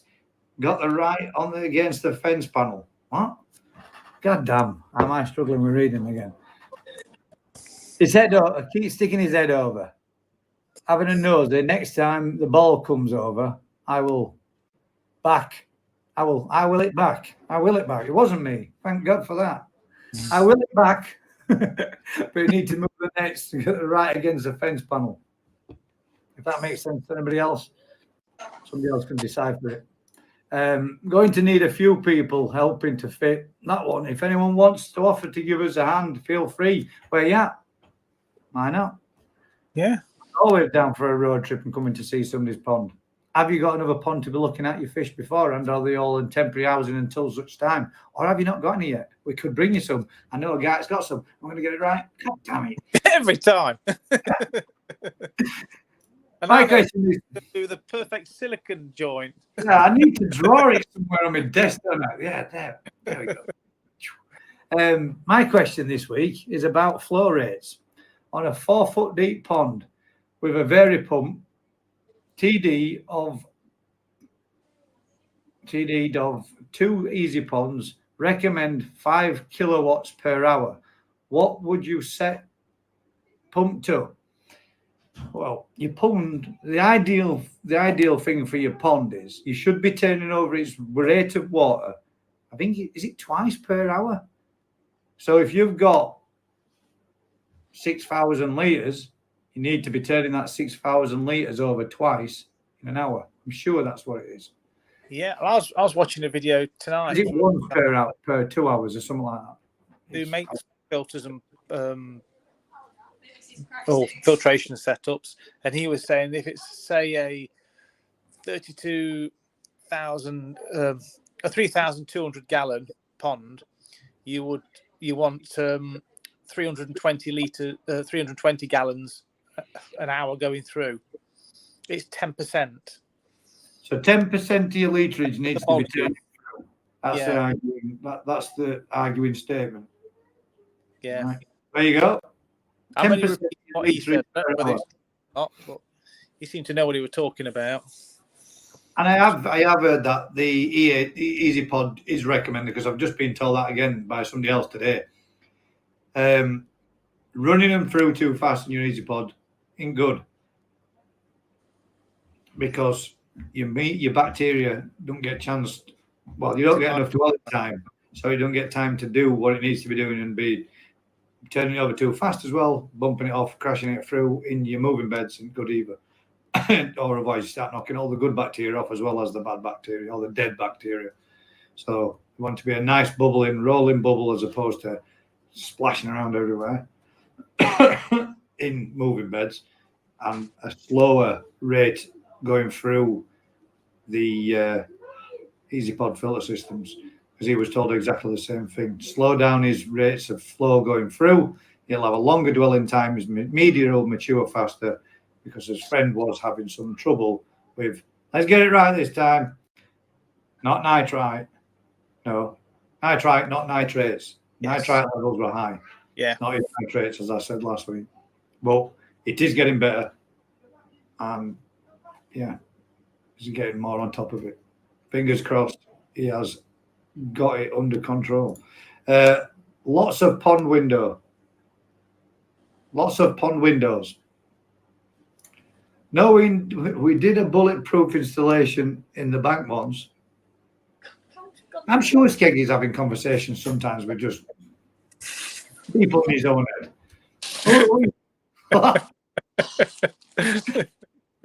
There you go. There's that link that we were talking about, guys.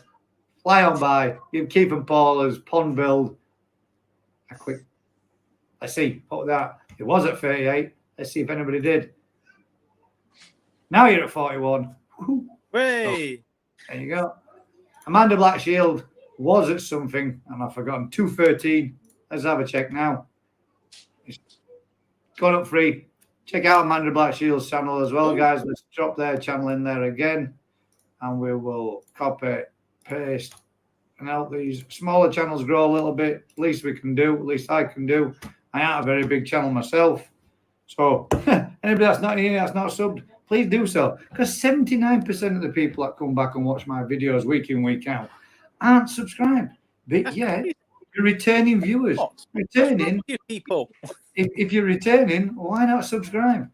Yeah. It costs nothing. It's free. Helps me grow and helps me meet my next target, which is 1,000. And at present, we are up to, oh God, it says we are up to, let's have a quick nose at.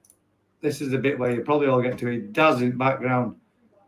No, 656. So we're getting there. We're climbing slowly.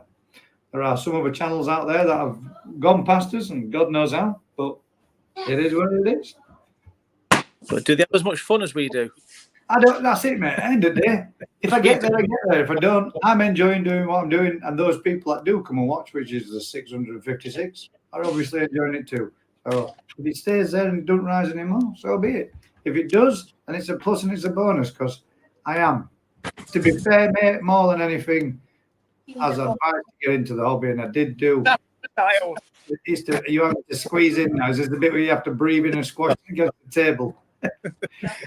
It's all about what you're enjoying doing. If you're enjoying doing what you're doing, it doesn't really matter what other people think.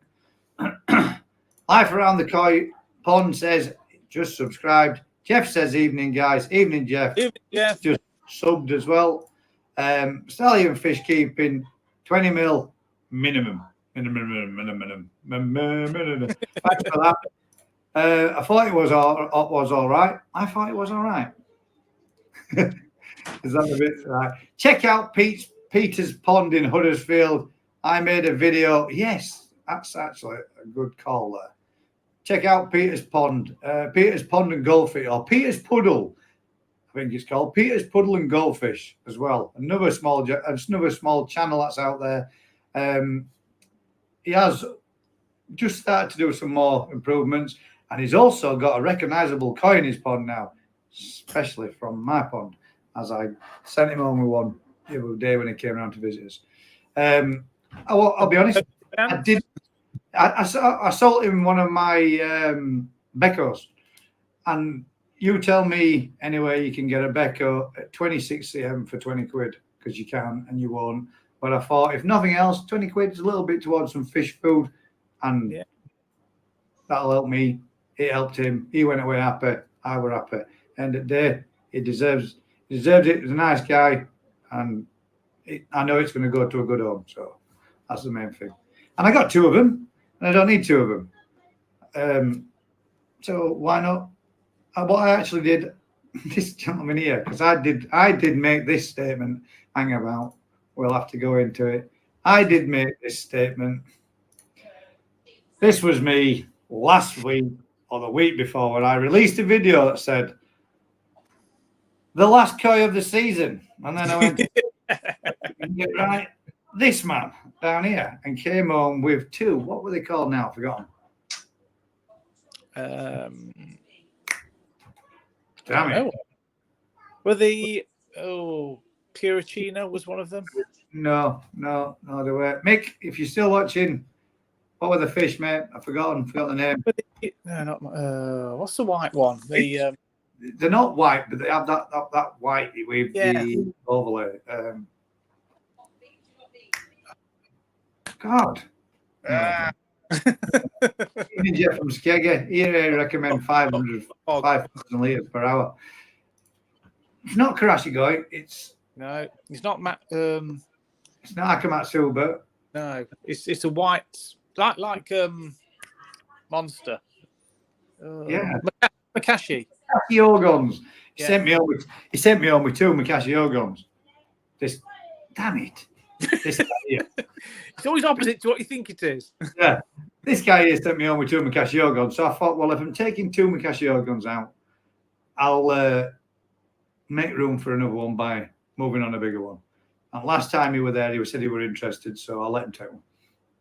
Well, I'll let him buy one, but at that price for a 26 cm Becco in pretty decent, nice looking fish, that's a bargain in anybody's eyes. Don't care who you are.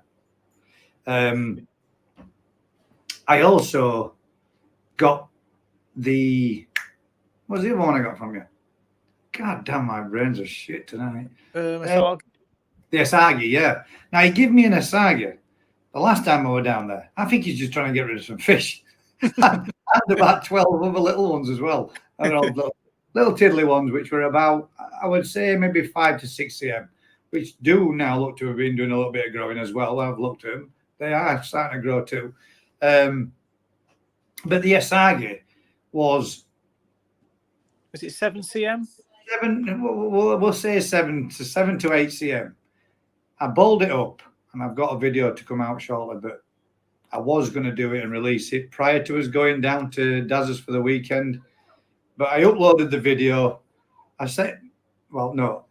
made the video. Me and the wife had to go out, and I got it all ready to upload to YouTube. I'd hoped it uploaded, and when I got back home, and when I tried logging in on my mobile to say, oh yeah, it's uploaded, so I can put it online, put a few, add a few bits when we're on the move. No, it failed. So I was like, damn. So that's to come out soon. But I bought this little fish from Daz's Koi Farm. Didn't buy it at all, was giving it 7 cm. And the new food that I've been giving it, which surprised me a lot, guys. The Japanese, is it the Japanese? Oh God, I forgot the name of food. Japanese. Kenko, yeah, Kenko coffee food. No, it's a Japanese mix. That's a Japanese mix from Quinnykoi. I've only been feeding it. I've had it. I think I've had it a month. I've had a month off, haven't I? And in a month, I can't believe it, but in a month, it's 15.5 cm, which is absolutely crazy. I mean, I would have not, unless I've had it slightly longer, but a month and a half. I think so. 2 months. Could be 2 months. Might be 2 months. But in 2 months, yeah, let's say it's 2 months. It's definitely no longer than 2 months. It might be slightly less. But if we say 2 months, it's gone from 7 cm to 15.5 cm. That's some pretty damn rapid growth, which is the reason why I thought maybe that's why some of the orange on the underside of it has become a bit less than what it was. If it's done that much growing, the colour will have faded back, but the robing pattern and the colour on the top, man, it looks beautiful. It's perfect. You'll see when it comes out in the next video. It'll only be a little short one with a bit more stuff to add to it. I might just put it in and add it into this Saturday's video. But yeah, it's a stunning little fish. I'm just hoping that the two Macashiogons, yes. Oh, come and say hello. Come then. Come on. It's going shy now. The two Macashiogons, I'm hoping that they are one's 7 cm and one's 8 cm. Now, in 2 months' time, I'm hoping that they grow exactly the same. And if they do, then fingers crossed, we'll have 2 more. What you got? Come on then. Let's have a look. Excuse me 1 second. Family first. Always has been, always will be. My little grandson, he's changed his mind. He's walking away. Well, I can't do this to me. Don't leave me hanging. Oh, what have we got here? What is it? Wow, that's heavy. Oh, is that? Are you getting one too? How clever is he about it? He's just brought this in to show me because he wants to feed the dog. Let me show. The new dog dish. Very he nice. wants to feed the dog in the picture from the dish, which is pretty clever, isn't it? What do you want? The dog dish? Oh. You want to come here? Come on, you come in and say hello to everybody. Right, there we go. Sit down here and have a quick chat with everybody online with me. And say hi to Daz and everybody else that's out there. Right, all the other 23 people that are watching us. Give him a wave. Waving. Say hi. Are we getting? When is it? 2 weeks? 2 weeks. 2 weeks time. Come on. We will be picking up the new GKP mascot and his brother, who will be going home with that little gentleman there. Hey, do you see that, Daz? I got it right. Yeah. Hey. I can be grandson. I can do it right. That's why. They're getting the litter mate to mine, so you will technically be seeing 2 new dogs coming to my house, but one won't be there all the time. He'll just be coming up to see us whenever Teddy comes up and Beth and my daughter comes up. But so the owners will get to see it and see them both develop together, which is pretty good. Hey, give us a kiss then. See you later, mate. Night, Teddy. Sloppy chops. Proper dribbled in the golf malt then. Bye-bye. Good boy. You're going shy. That's my little bestest mate in the world. I swear to God, guys, he is going to be, I'm not meaning anything to do with YouTube, but he is definitely going to be fish mad. That kid's first thing he does is run in this house. He runs straight up to me. He runs straight into there. He grabs the tub of food and he comes over going, fish, fish, fish. And he's all, first thing he wants to do, as soon as he comes in, and he knows the routine, down to the big pond, feed the big fish. Down to the little pond, feed the little pond. Come back in, shoes off, even tries to turn key and door to lock it. And then he's straight over to tropical fish tank to feed them. I've got to wait every time he's coming for him to do them. He's going to be the next future generation of koi keepers, which is what I'm hoping anyway. Well, hopefully we can enjoy him together as he grows up and I grow older. So to achieve that on a two pod split from one pump on a 4 foot deep pond, Oh, right. So you on a split 2 pod, you've got to use. I would say you'll have to use the ball valve so that you can regulate your flow going through from one to the other. You got to balance it somehow. You got to go from one pipe to a ball to a Y with 2 valves on each one and rotating. I suppose you're going to, that ain't going to be easy. No. Might be well worth looking. I mean, I've got no problem with shouting out anybody else's channels, but might be well worth looking at Darby Coy's, because on his grow on pond, he has a split pump system on his 2. No, that's wrong. He's got 1 easy pod feeding 2 ponds. You're wanting to do 2 easy pods feeding 1 pond. Sell them both and buy a Nexus 320. No problem. Not sure, mate. I will try to find out. I'll ask around for you, mate. If I have any info or anything I can find out for you, and I will do a Google search. If there's anything I can do to help, mate, I will. I will try see if we can come up with anything. There's a link for somebody's channel. Forgot whose it was. God damn it. Sorry, 5,000 litres per hour. Thanks for the subbing, guys. 656 subs. That's got to be me, I think.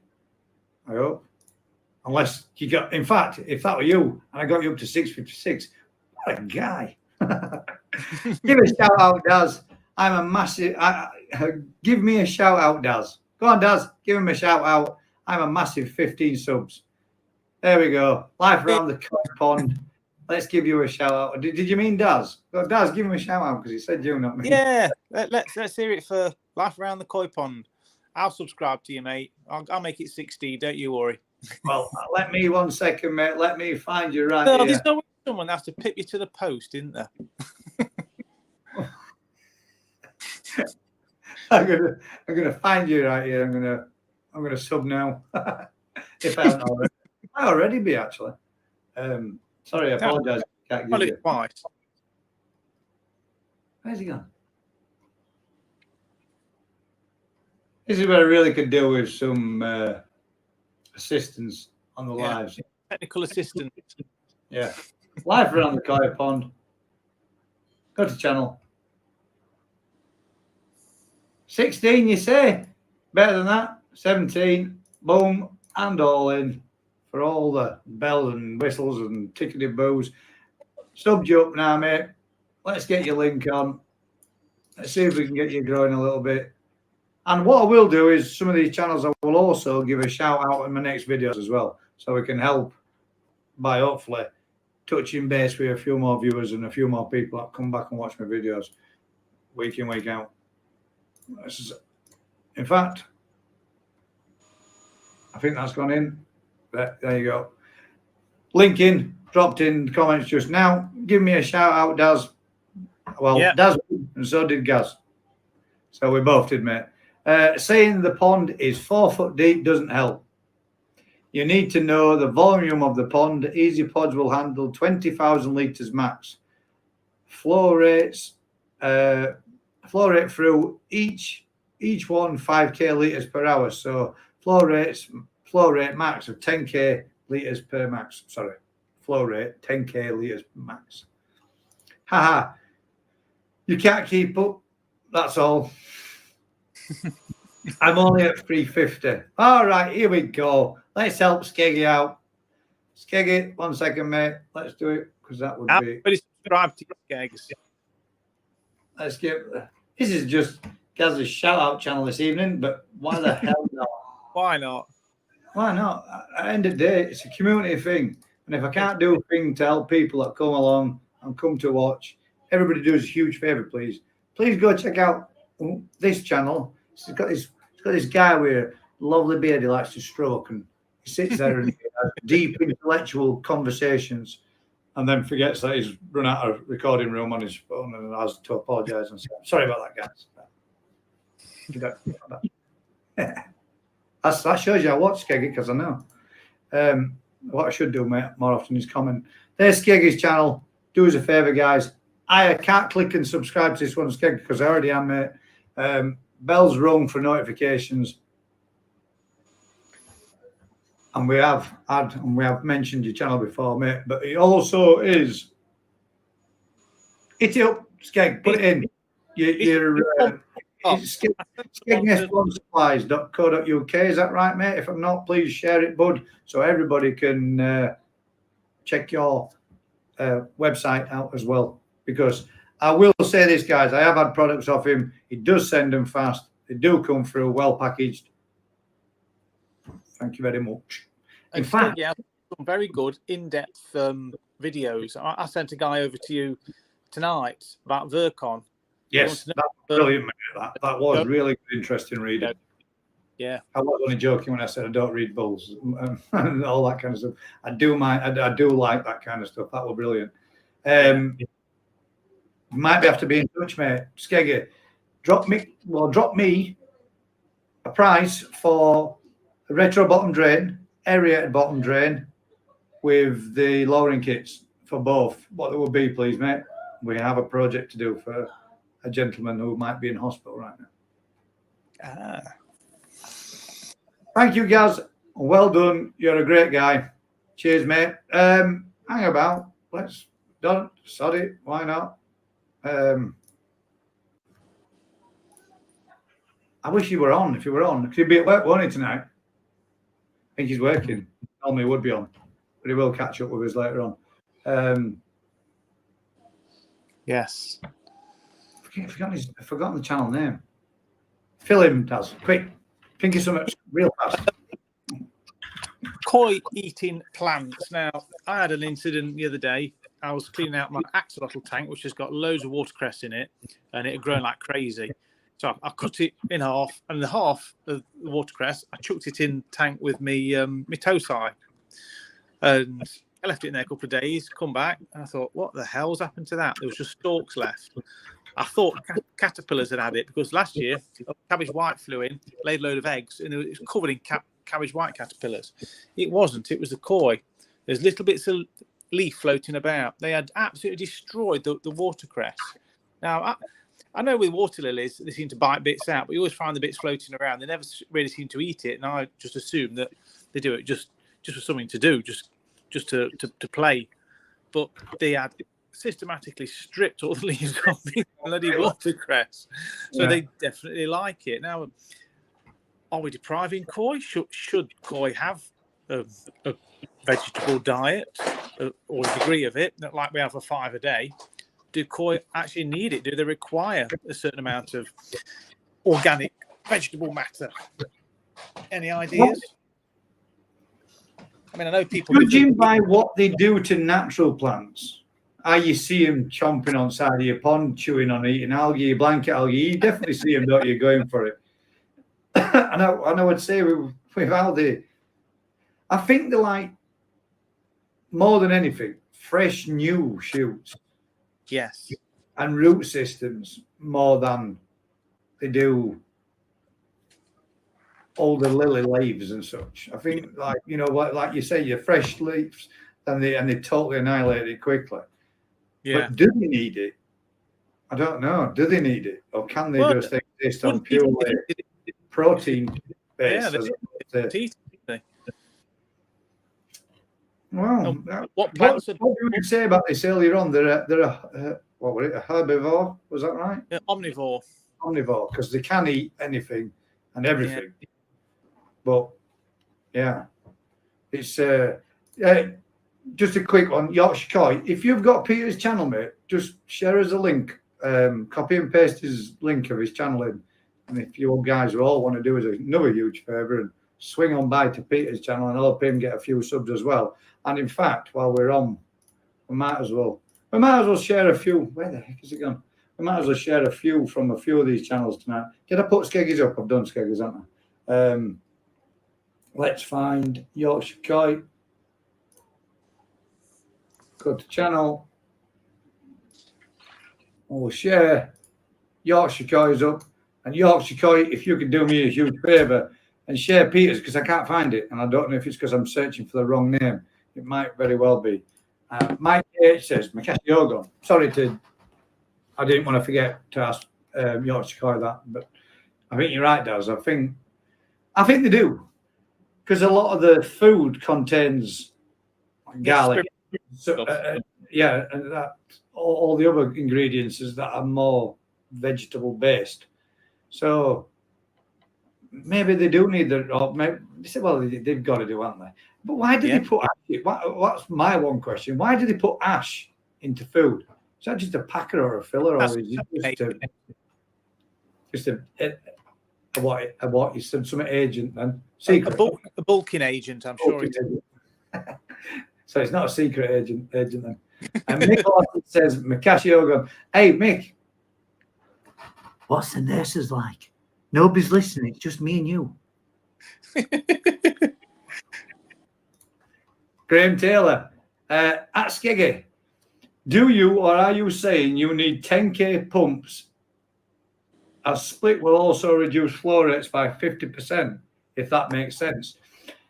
It doesn't reduce by 50% on a split because it'll be pumping and splitting. Well, you're going to lose some, but I don't think it'll be 50%. Mike K8 says, Snap Mick. Mick says, LOL. Skeggy says, just subscribe to Life Around the Koi Pond. There you go. I noticed he's got some spawn brushes at the side of his pond. Has he had a spawn? Have you been getting a spawn going on? That'd be interesting. Do you want to swap some Mirrorcat? Sorry, that will work for Google. Yeah. Joking aside, obviously they're not going to be just Mirrorcat, but we did put this out and we did offer. And if you watch my Sunday stream from Daz's Koi Farm, apologies about the first section on the first part. It was that hot, everything were overeating, and I just couldn't get things to run as they should do. But shortly afterwards, we did get it running on the iPad, and then everything were hunky-dory. So from then on in, it's a lot better. But I do show in those live streams what fish were spawned with what fish Daz has got these fry from. There was Mirrorcarp, Sorogoi, and Karachi. There were three.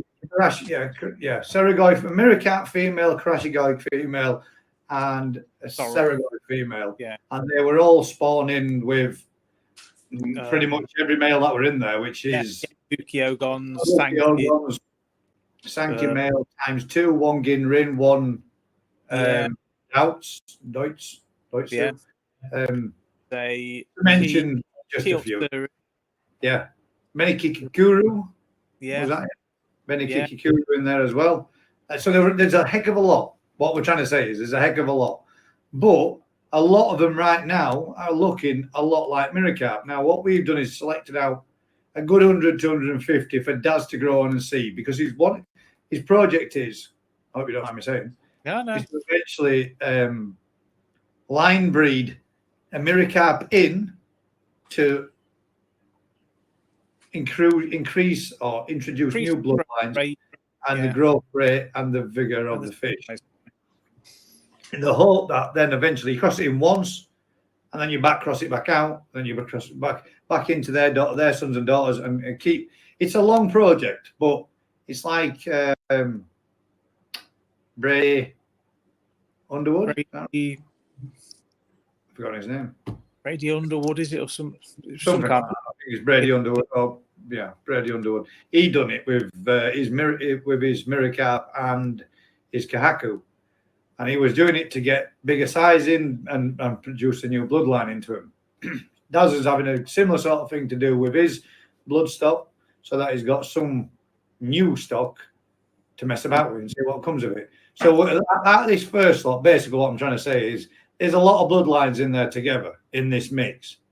Yeah. So you might get Mirrorcat that look like Mirrorcat right now, but in time to come, they might change, or they might all just stay Mirrorcat. We've got the ones we've singled out. Some have got Achieva markings on, which is quite unusual. Some that looked to have a little bit of red markings to them as well, though.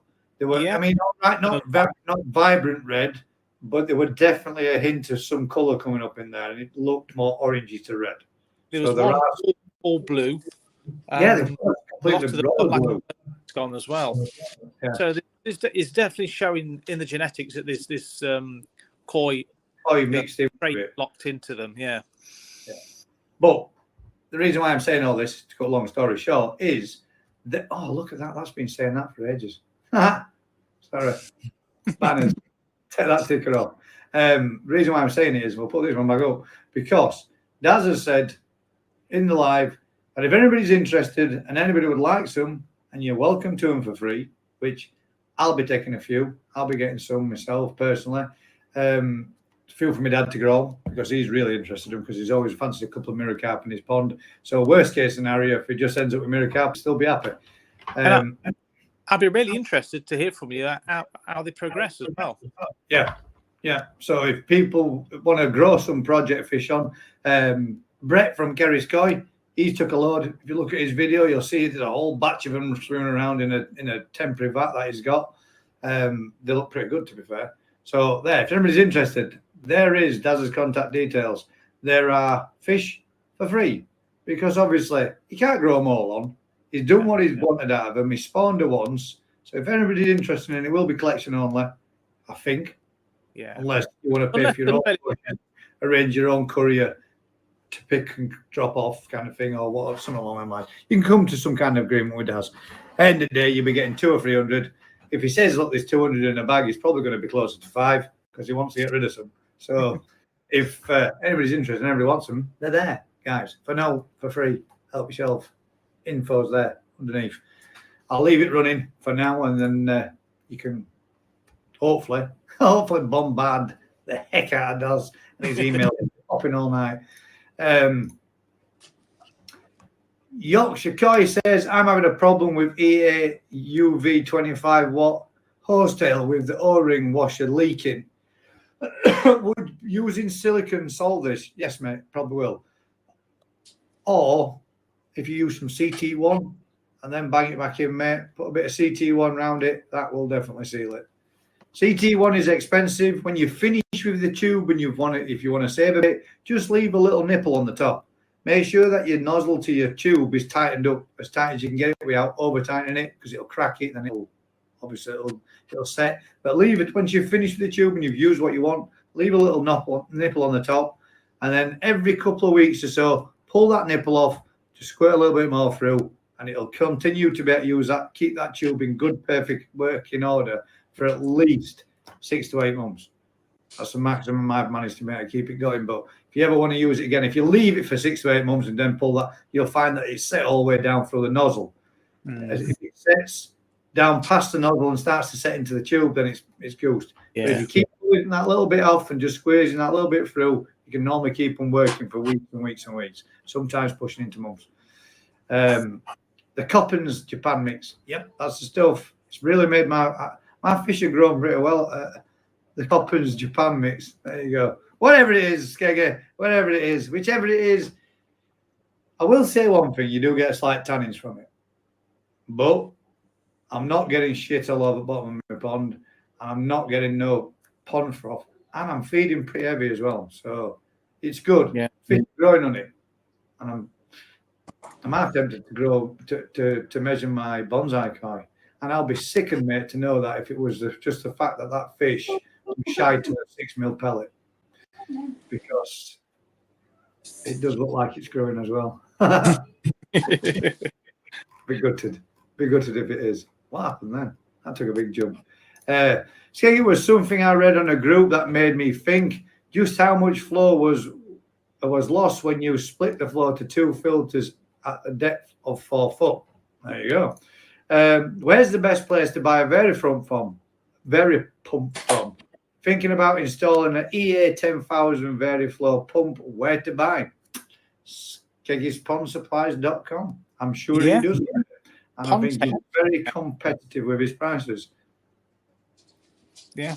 I don't think I'd recommend anybody else because of it. No. I mean, our local place, Japanese Water Gardens, they do one made by Pondtech, and that's got its own like little Veriflow meter that you can adjust it up and down. They're quite reasonable. Yeah. I don't know how. that one that I got is a damn good pump. Yeah. It's pretty good. The only downside to it, now Vince said that if you buy the red one doesn't come with the power pack on it, but I got blue because I like blue, and it didn't matter to me because it was going inside the shed, so it didn't make an ounce of difference.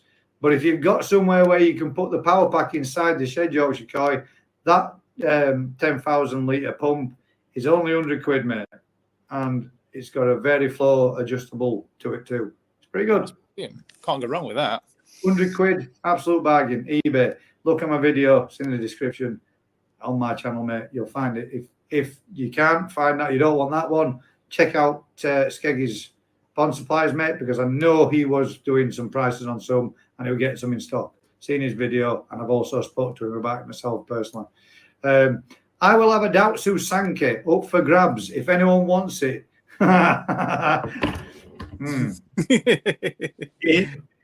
Mick had two very nice. No, in fact, no. Let's be truthful, Mick. We'll be really truthful here.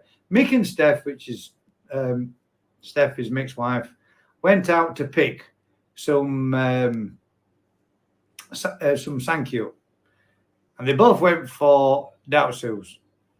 Steph's, in my opinion, was way nicer. Mick's was a good second runner-up. It was a nice fish. Well, that said, Sankey has now become a Becco, all bar one spot of orange, which is very nice Becco. That very nice. It'd be a very nice Dautsu Becco if it because all its colours have literally dropped out in a matter of 3 weeks, if that. Probably been even faster than that. Everything's completely gone. All the red completely disappeared. All that's left now is a white fish background with random patches of black speckles, patterns of black all over it. I reckon it will, mate. To me, if it were mine, I'd be keeping it because it'd be a nice Dautsu Becco. To be fair, you just don't see that Deutsch Becco. Oh, you do. You do in this gentleman's particular pond. But he got rid of that too. Yes, and that was damn nice. I kept saying to him, it was a lovely fish. Why are you getting rid of that fish? It's beautiful. It's nice. Yorkshire Coy, try Skeggy Pond Supplies. It's on sale. Pond sales. Yeah. Why would you be splitting it at 4 foot depth? Question. Head pressure works from the water surface upwards, not the bottom of the pond. Yes. I don't want you to shout at me if I'm not taking the bins. Hello, wee lad. Did that sound good? Hello there, wee lad. I don't know why we're getting Yorkshire Coy saying hello, wee lad. EA pumps are all fixed price or should be.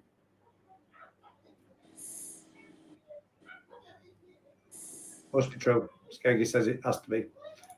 What's the price, Skeg? Do this man a deal. Contact him, catch up with him, squash numbers, past numbers, whatever. See if you can give him a price, mate. If not, check out my video. That one I've got 100 quid. eBay. We're there in 2 days. We're brilliant. Well fast. Oops. Are you going to PKND pump? PKND? Code for something. He gets me every day. Every week he gets me with this kind of stuff. Are you going in PKND pump? Pond?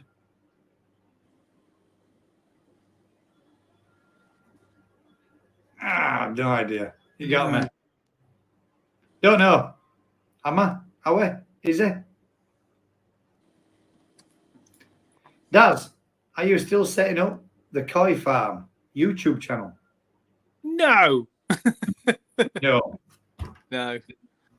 Not at this moment in time. Or any moment in time. Yeah. The likelihood is probably not, but you'll still get to see it when I go down there. And not every time, because I don't believe in everything needs to be filmed. It's nice when we just have a laugh and a giggle and his own thing as well. Kick back. Yeah, exactly. But again, whilst we were there for a week and we were doing a kickback, it was nice to have you guys there with us while we did so. Yeah. Of the pipe work to the 2 pods identical. They won't need balancing. Talking about vari-plumps, I've seen vari-pumps. I've seen many brands, but this is it, mate. Right. Somebody else said this before, and I don't know 100% if it's 100% true, but apparently there are only one or two manufacturers of pond pumps, and all the pond pumps are made by the same manufacturers that just brand them up with different company names on them. I would tend to agree it's probably more likely the case because supermarkets do it with food products and just change it to their own brands and all that kind of thing. Because many are made by the same. There you go. As if by magic, Skeggy said the same thing. So now you know that statement I just said was true. Need to remove bullshit statement of the week. You take that back, Mike KH. It's already gone. There's somebody's link. Click it. Whoever's it is, subscribe to him, please. I've forgotten who it was. And I've posted that many, I can't remember who's anymore. Bye-bye, baby. That's my grandson leaving with his grandma. Thanks, guys, for Life Around the Pond. Gary says he's subbed. There's another one of those channels that's been shared. Which one is? I've got my iPad out. If you want subbing, sub you now. Sub to that one, whoever it is. I can't read it. I haven't got my glasses on. Oh, it says.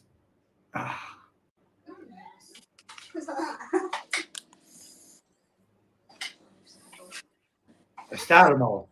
That's what we can do. Star all the channels. I'm going to put my glasses on next time. Don't feel badly for whoever's not going to star anymore because I'm not scrolling all the way back up there. Here's one with another star. There you go. There's another one. Right, that's where we were. What about me? I'm on 59. Oh, damn it. I'm going to find you. Right, 1 sec, Stallion. I shall. Oh, where is it? Stallion. Dropped it on the marbles. Where's Stallions? There's his name in here. What is it? Stallion Fish Farm, Fish Keeping Gardening. Yeah. What's the stallion bit? Stallion fish keeping / gardening. Where's his channel? Where's his name? Yeah, I've got him. My second one, guys, so that I can. 59 subscribers. There he is. Found him. Go to channel. Subscribed. Sorted. Next. Go, Pet. Next. Here, guys. There's Stallion's channel. If you could all do us a huge favour. Look at this guy. Hang about. What did you say was on? Stallion was on. It was on 60. He's now on 61. The mirrors range from about inch up to. I'm on 62. Going up as we speak. Maybe 2.5. Skeggy's a top bloke. We'll have to ask his wife that. All the truest statements come from our best, or our better halves. So, Mrs. Skeggy, is Mr. Skeggy a top bloke? I'll drop you a price later. I need to get some more in. There you go. He'll sort you out, mate. I think they do. Need it. They're always eating. They're always eating vegetation. All of them. Eggs. Yeah, they all need it. They definitely do. I think they do an all skeg. But what do you think to fruits and such? What? You think the same with the fruits for koi? Because I tried. Shout out to Max Koi. Everybody give that channel a sub as well. Yeah. If you haven't been and seen Max Koi, please do. That's well worth a watch. He's a lovely guy. I had a belting laugh with him other week when he were around at us. And I was gutted that he didn't come down on Saturday, but he weren't feeling too good. But what we will do, mate, is we'll arrange a swing by to come see you, and then we'll arrange another deal where we'll all meet up either at Daz's again at some time or somewhere else when we take ourselves. The Stankies are getting big. Yeah, Sankey grading, yeah, that's for sure. That's going to have to be done sooner than later, mate, to be fair, because I grew up quick. Again, somebody else's channel. Click it. So please, thanks. I've forgotten who it was. Not being rude. I really have done about 25 now. No, maybe not. Maybe 10. Daz, if you throw a couple of slices of Hovis as well, they could have a salad sandwich. Mike likes salad sandwiches, don't you, Mike KH? He loves a bit of salad, does Mike? So does Mick. They love brown bread as well. Fish do. It's really funny to watch them eat it because they like bust it all through the middle. Yeah. Chomp it through and you can see it. I like listening to noise when they do that. I heard it the first time this morning. My fish came up that fast to feed. It was all on top. It was cool. Yeah. I bet they really work with hands. They're proper going. I think when they're smaller pellets, they make that more of that noise because they're really going nuts on water to make sure that they get a gobful. But they're doing good. Yorkshire Coy says the Peter visit video I did has a link on his YouTube channel in the description box. Yeah, but it's much more easier for you just to go to his channel and post it for me than me to sit here typing out Peter's channel, then your channel. I could do it from your channel. That's one sec, mate. Let me go onto your channel. Phil for us again, does a dance or something. Oh, anything.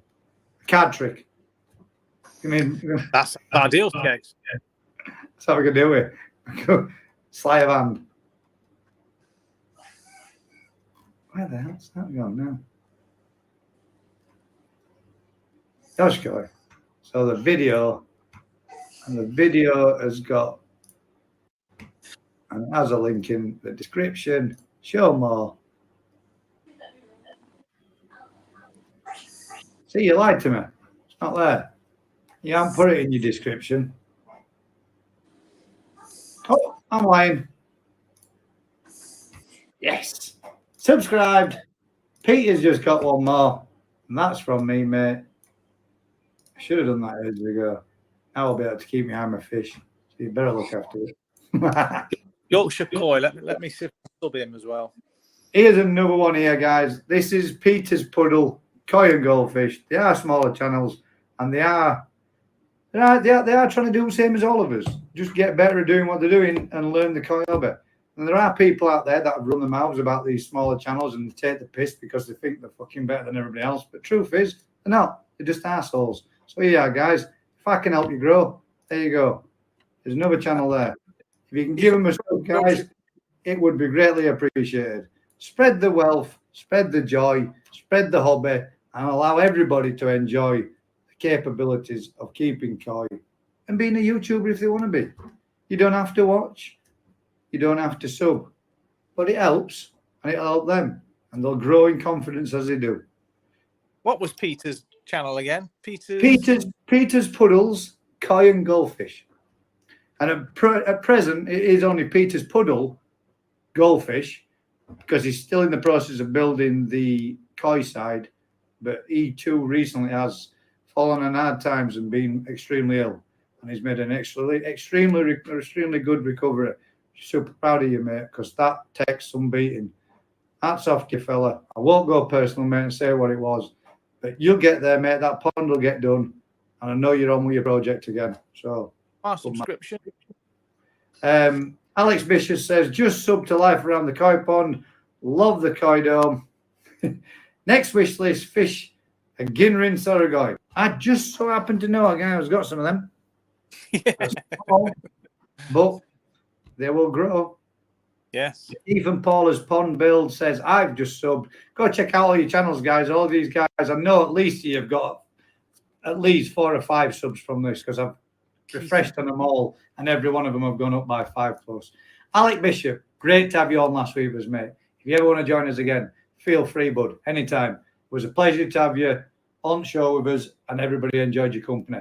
But the next time when we say, right, guys, that's it for all us. Thanks very much for coming and joining us. That's not, I'm just, saying what we'll say.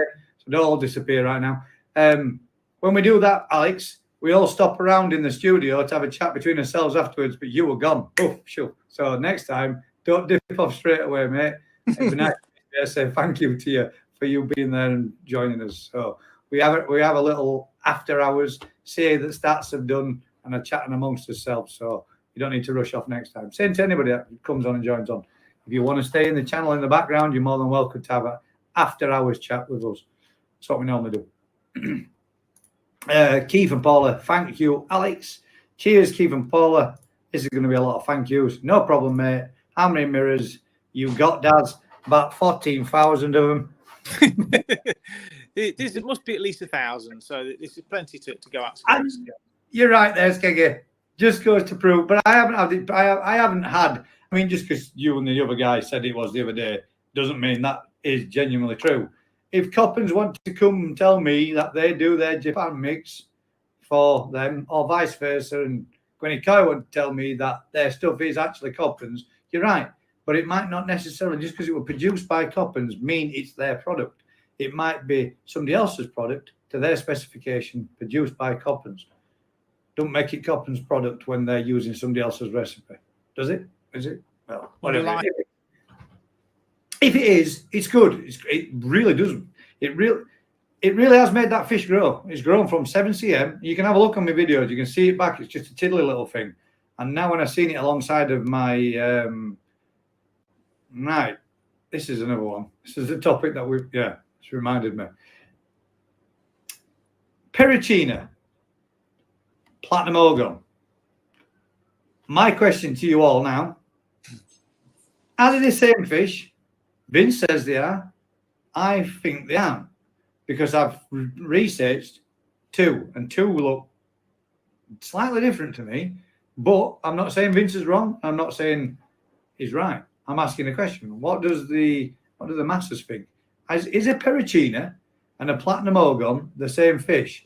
Now, is a Ginrin platinum organ the same as a platinum organ, and that's why it gets the platinum, or are they 3 different fish? Scott, yeah. Questions, answers on the postcard posted to this chat box right now. Go on, Daz. What's your opinion? I think they're 3 different fish, but I think people just group them together and no one really gives a toss. If he's white and shiny, it's one of them 3. Yeah, it's one of them 3. PTU shredded wheat. There you go. Get well soon, Mick. Thank you. Appreciate that, Yorkshire Koi. How much don't you want for it, Mick? How much do you want for it, Mick? But it won't be 20 quid. Here's a question for you guys. Rather than buying pond pressure pipe, can you use screw fix 2-inch solvent well pipe? Yes, you can, Mick. That's all my that disappoints me, Keith and Paula's pond bill. You haven't watched my video, have you? You will see all my products came from screw fix. Apparently, it's not as UV protected as pressure pipe, but yes, of course, you can use it. It will go brittle in time. But it's a hell of a long time. But yours is in the shed anyway, so it don't matter. That's it. Yeah. But yes, you can. You can use it. If you're burying it, depends how much. If you're burying it, lag it first.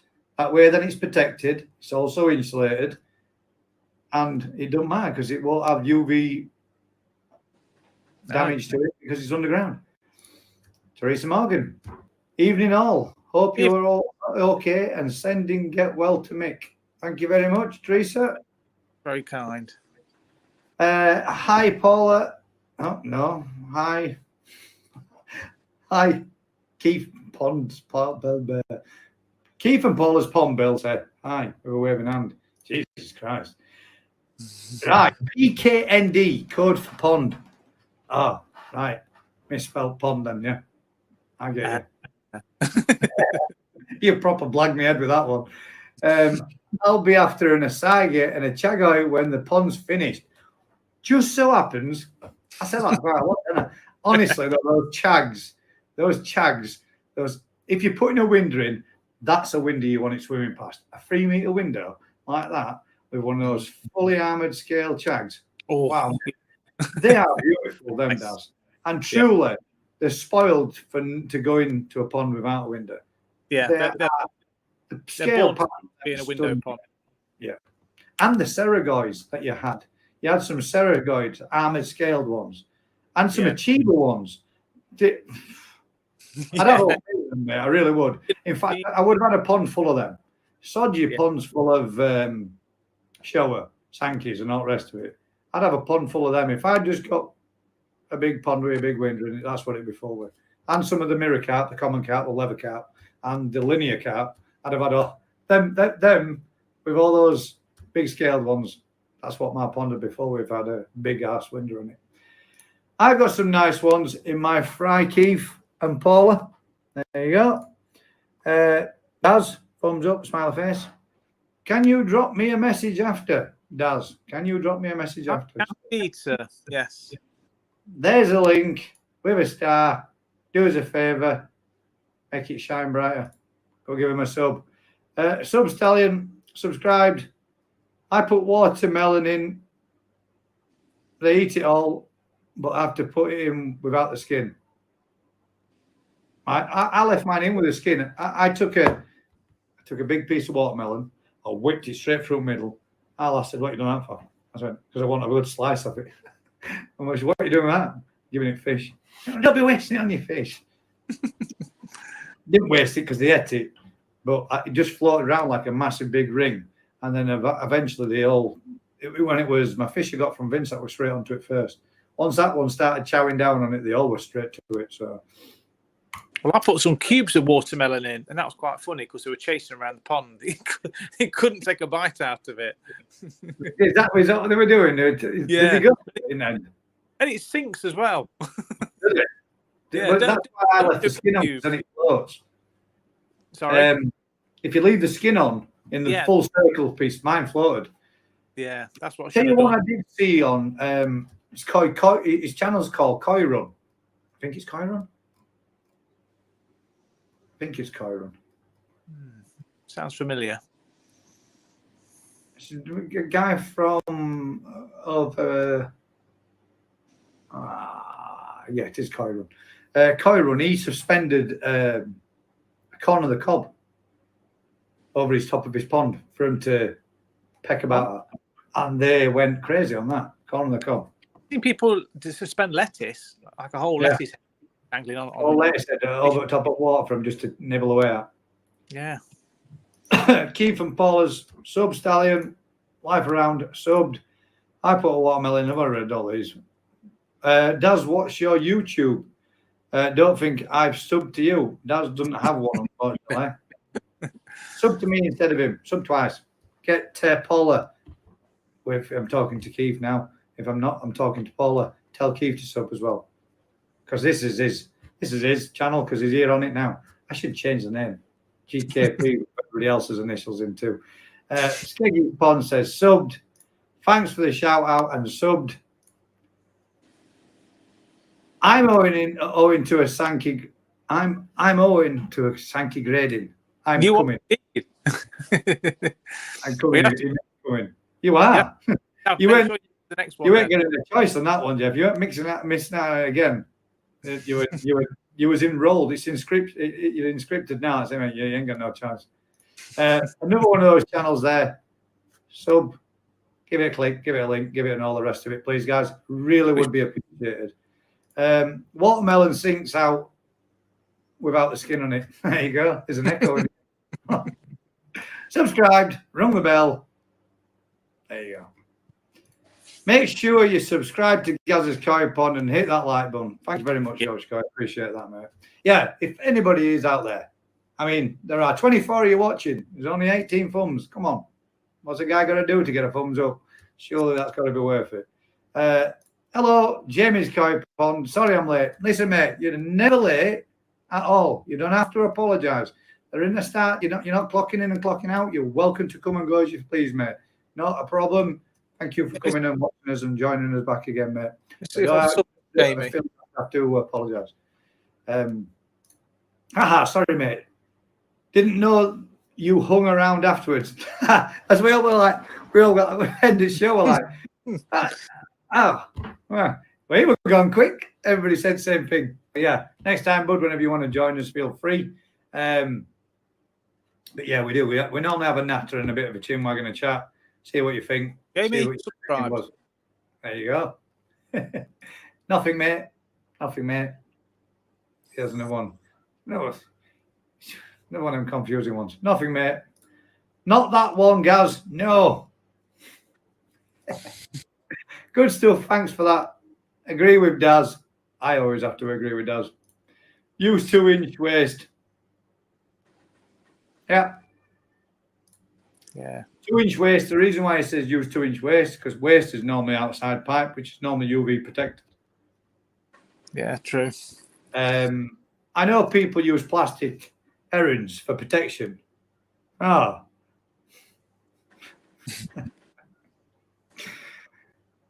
And people use plastic herrings for protection.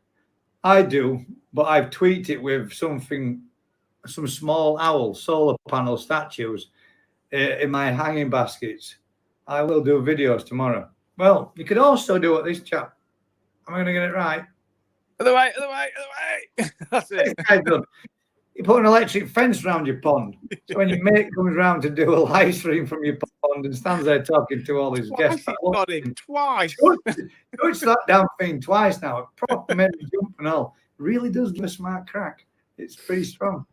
You and Daz was saying, I'm not so sure if it's working. It's always working. Sure. I've got some armour scaled from an Oakley spawn. Yeah, but I'm telling you now, mate, 100% they're nowhere near as nice as these. And I aren't just saying that. All right, you ain't got as many as what that guy's got. But I'll tell you what, there's a few in there in Daz's, in my opinion, but give them a run for the money. Size-wise, times to tell. That saber scaled one. That's I've seen it like that. Yeah. No, I've never seen anything like that anywhere at any koi farm that I've been to. And I've been to a few now. I can say that. Been to a few. Never seen anything like that fish. That fish is beautiful. In fact, have I got it? I sent it on one of the I think I have. videos. You'd have to do a bit of filling if you were interested in, guys. Let me know. It answers in the comments. If you're interested in seeing one or two of this, some of that Daz picked out and sent us in a little video link via his own private chat, I'm happy to share them. Let me know what you think. If anyone's interested, I'll stick them on. Ordered some oranges for the koi, as the substituted and got clementines instead. Are they still okay to give the koi? Well, I would have said so. I mean, I've worked with Max Koi. He fed his fish of a day. Strawberries, grapes, all sorts, and they smashed a lot. And I even fed mine raspberries just for science, just to see if mine would like it. And they hit the pond, bang, they were gone. What did sink didn't get to the bottom. They were on them straight away. And I don't know if it's a color of red, but I noticed when he fed him the strawberries as well, when Kyle fed him his strawberries, they were straight on them. Really quick. Instantly. It's like they knew before they'd even hit the water what they were. It's a colour related thing then. Maybe, I don't know. Or maybe it's a stronger smell from the strawberries that they picked up on quicker. I've been tweaking with my pond protecting. Do you know, right, before I go any further, before I read this, I was saying to Daz earlier on, we've not got many topics. And to be honest, guys, there you go. I don't think you can see them, but we've got two. You don't need them. No. I can simply just sit here and read comments all night. I can and struggle to keep up with that. I've been tweaking with my pond protecting. I've been using solar panels. That one's. Have I just read that? I don't know. I read it. Protection. It'll be fine with just a foam. Just a form of orange, yeah. I think that's so, but wanted to check. Thanks, Daz. Also, but wanted to check. Sorry. Think you've only a few subs. I just need to get more content on. Yeah, one thing for sure is that Jamie. Do I need to hang about? Jamie, let me find yours now. Let me go. Oh, Gaz, I've subbed. It's only because I've got my iPad out. Let me find Jamie. It's the first time the iPad's been used in about 3 weeks. I've been that busy. I haven't even touched it. No, I'm already subbed. Yes. I've already subbed. You redeemed yourself, Gaz. Yeah, I did. I'm already subbed, and I've already rung the bell, mate. I've already got all notifications. Yeah, me too. Granted, I don't always leave a post or a comment on everybody's, but when you're trying to watch, I think I'm subscribed to like 100 plus channels. When you sub to 100 plus channels, it takes all your week to go through all those videos. Fish to skeg, KH. If you want to keep out leaves, use debris netting. Yeah, that's what I have. That fine one, mate. It's pretty good. Apart from the damn bush in my garden, that's leaves are just small enough to fall through. Dig the bush out. Yeah, it's massive though. I only grew the damn bush because neighbours chopped it down and it blocks all. What you mean? The one at the bottom, near the right-hand side of the shed. And there's another reason. It has a lot of berries on it come winter, and we get Tony Aster. Loads and loads of birds come to it in winter months, which is really good. Can you feed grapes to koi? Yes, you can. Yeah, Kyle proved that. Mike KH says, first dibs on the sabre scale, Daz. That's one of a kind, that fish. We're going to have to cut it into pieces. It's yours. This is our law. If anybody likes something that they get, and anybody gets to turn around and says, dibs, if you wanting to get rid of that fish or move it on, it goes to whoever that person said dibs to first. We've all dibs, ponds, fish, mobiles, everything. You name it. We've dibs on everything. BMH supplies on eBay do PVC waste cheap pipe. Yeah, they do. What about banana? Do you think they will have a go? Oh, not try banana. Try that. That's got to be. Topics taste nice. Hello, guys. What have I missed? 3/4 of the show. Not much. We're now talking about you, as we are at present, and your fruit experiments, which I tried myself with the raspberries, and the fish went nuts for it, mate. They liked oranges, apparently. I've just subscribed to James Koi Pod. Thanks from Jamie. I wonder if they eat lemon. Ahmed scaled off your Daz, obviously, when Pond's finished, to swim in front of his massive, great big window. Yeah. There we go. Is that 11 o'clock or is that 10 o'clock? 10 o'clock, isn't it? 10 o'clock, yeah. Well, so that went quick. If it were 11 o'clock. How are you feeling, Mick? Are you still watching? Have you passed out? Are you getting a bed bath by some attractive young nurse? Oops. Steph might be watching. Might let the cat out back there. I have to sort him out when he gets home, Steph. Dogs don't like lemon, so can't see Koi liking lemon. No. I don't like lemon either, so I won't give my koi up that I don't like myself. And before you say it, yes, I have tasted some of my koi food. You got to be in it to win it, haven't you? Got to not knock it and all that lot. Right. Would anybody, in fact, right, while we've got a slight, I've actually got to the bottom of the comments. As soon as I say I could do this all night, just read comments, boom, they stop coming in. You jinxed it. I did, yeah. Let me see if I can bring up. Let me see if I can find those pictures. There are a couple on WhatsApp. That did for us. Now, hopefully, fingers crossed, I should be able to find them. If I go to that and then scroll back on the 6 million photographs that we all send each other each week. I would say I'd send them again, but they get lost in cyberspace if I try to do anything. Yeah, for sure. Oh.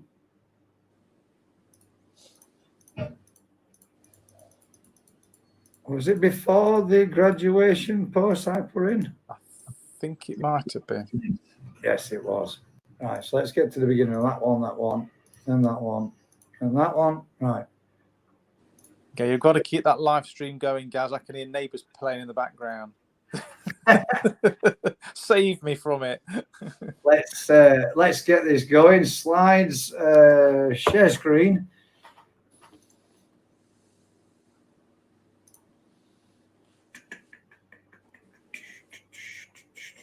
Oh, gosh. Which one is it? It's about 4, I think.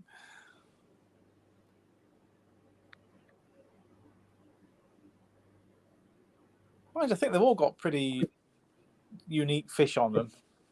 Let's close that one down. Share screen. Screen 1. That's us. God damn it. To minimize that. Does that bring up that? Can you see that now? Nope, I can't. You guys might. Damn it.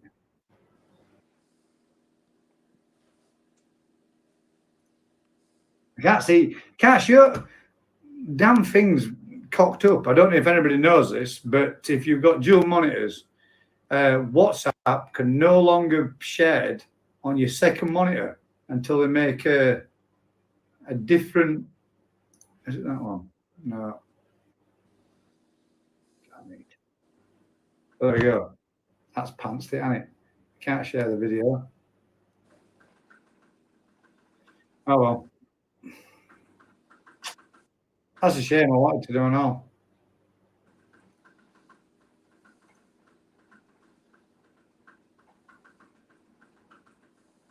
That's those. That's screen 1, that's screen 2. If I click that would be screen 2, but I can't put it on screen 2 because it's on screen 1, and I can't drag it over because for some reason the program, WhatsApp program, has crashed, and you can no longer have it on your second monitor. So I need to uninstall it and reinstall it, and I've done all that, and it still doesn't work. Every time I reinstall it, I can't minimize it no more to drag it off my first monitor onto my second. It's miracle of technology. I've got to wait for WhatsApp to bring out an update to repair it, apparently. So stop sharing. Have we got that long? No, we haven't. Put names in a hat, Daz. Yeah, you have to pop down and see them for yourself. Nick, Pitu. Oh, is that abbreviated for ponds? Up yours. What? Dark in your room. Whose room? My room? Your room? It is dark actually because I haven't got my lights on. Oh, it's dark in my room because I've had to move to the other side of the kitchen because my battery's Just back. the studio lights on, which don't really make much difference because they're blue as well. Would you give Koi a peeled kiwi? Yeah, why not? Yeah, it's sweet. I don't see why they wouldn't eat it. Mick, we need pictures. LOL, we do. We do need pictures. Raspberry, blueberry, strawberry, grapes, watermelon, lemon, orange, and sliced. When sliced, they are yum. That's it so far. And the fish yam as well. Skeg. Damn it. We've just all balled. I just balled us all up there. Skegs. Technically, anybody can dibs us now on anything that we get, and we're all doomed to a whole show's worth of people shouting dibs on anything we bring home. Skegs just dibs mix Becca. Well, he called it Skegs. It's there, Mick. There's dibs on your Becca. How about cat food? Nah. Oh, I mean, I've used it for fishing with. I have. Back in the day, I used to make paste baits out of it. Right. This one, I'm definitely going to do. I've been on 99 subscribers for that koi guy. Oh, come on. Who gets to the 100th first? Go in. Don't you dare. And Dress really frantically trying to find his. I might already be subbed. Oh, let's get 100th. Oh, subscribe! Beat you to it. Should be 100 now.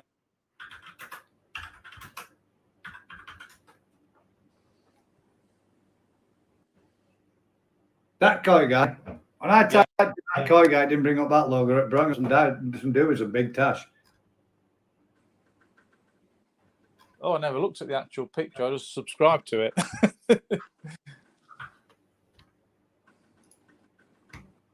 There we go. I am already subbed. Yeah. I am already subbed. But he's got my subscription now. I couldn't do anymore, mate. Couldn't do you another one because I'm already subbed to you, bud. You're actually now at 101. And what we will do is to help that koi guy out is we will bash that in there. There you go. That koi guy's channel. If you can do us all a huge favour, guys, give him a like, sub, share, subscribe, ring that bell for all his notifications for his new stuff coming out. Same with Jamie's Pond, same with Life Around, same with Yorkshire Koi, same with Matt's Koi, same with that koi guy. They've all had a couple of extra shout-outs out there. How about cat food? He says, you're on your 99, now you're a 101. You just need some Dalmatians. No, to Jamie's Koi Pond says, I've caught some lovely carp on cat food. I have as well, mate. And dog mixer biscuits. Oh, they're the best. Caught them on and all. Fly fishing on a fly rod. On the hook. Yeah. Put it on a bit, put a hook straight on, and put the dog biscuit on it, flicked it out with a fly rod, smashed it in, £15. Well, that was one hell of a fight on a fly rod. I thought at one point it was going to snap my rod.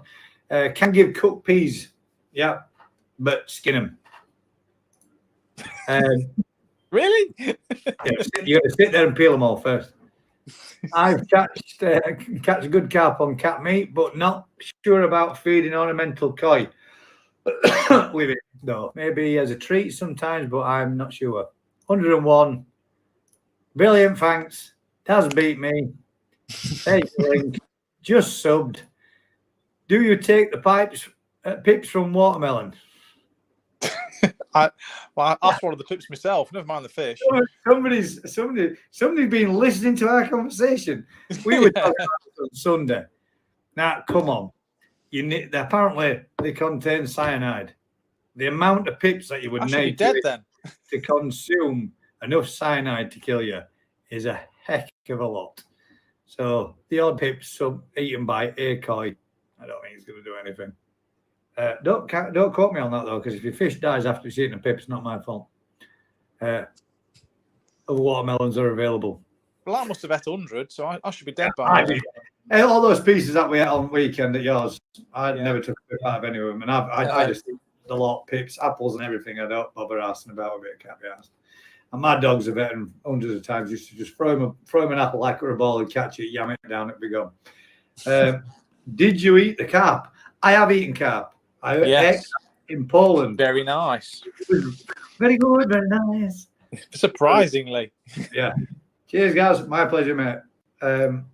Subscribed and rung the bell. Ka-ching. Ding, ding.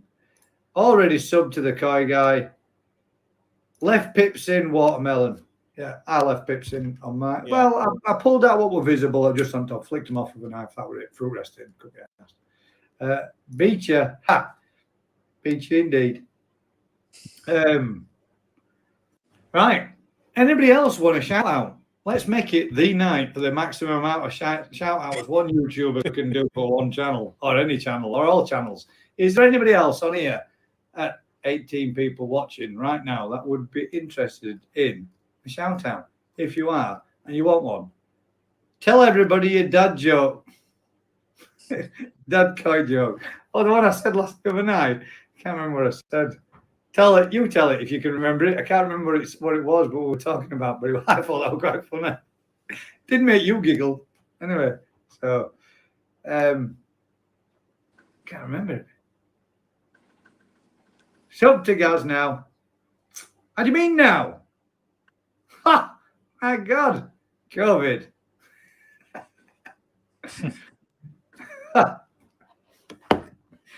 Yeah, Mick was at the hospital. Going to the hospital, getting ready for going to the hospital. And he turned around and said, I said, see, this is what happens when you, he said, they believe he might have COVID. And I'm like, well, it can't be COVID, mate. It might be COVID because you've been drinking all your pond water.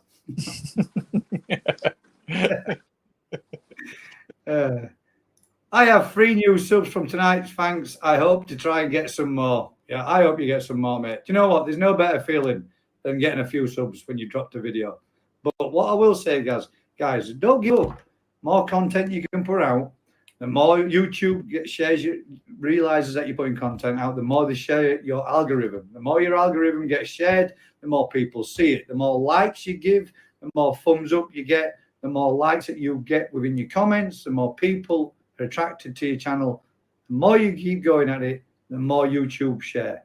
So it all works. It's for free. People need to share, if they like a video, give it a thumbs up. If you don't like it, give it a thumbs down. It's a way for the YouTuber to know what he's doing, whether or not it's liked or not.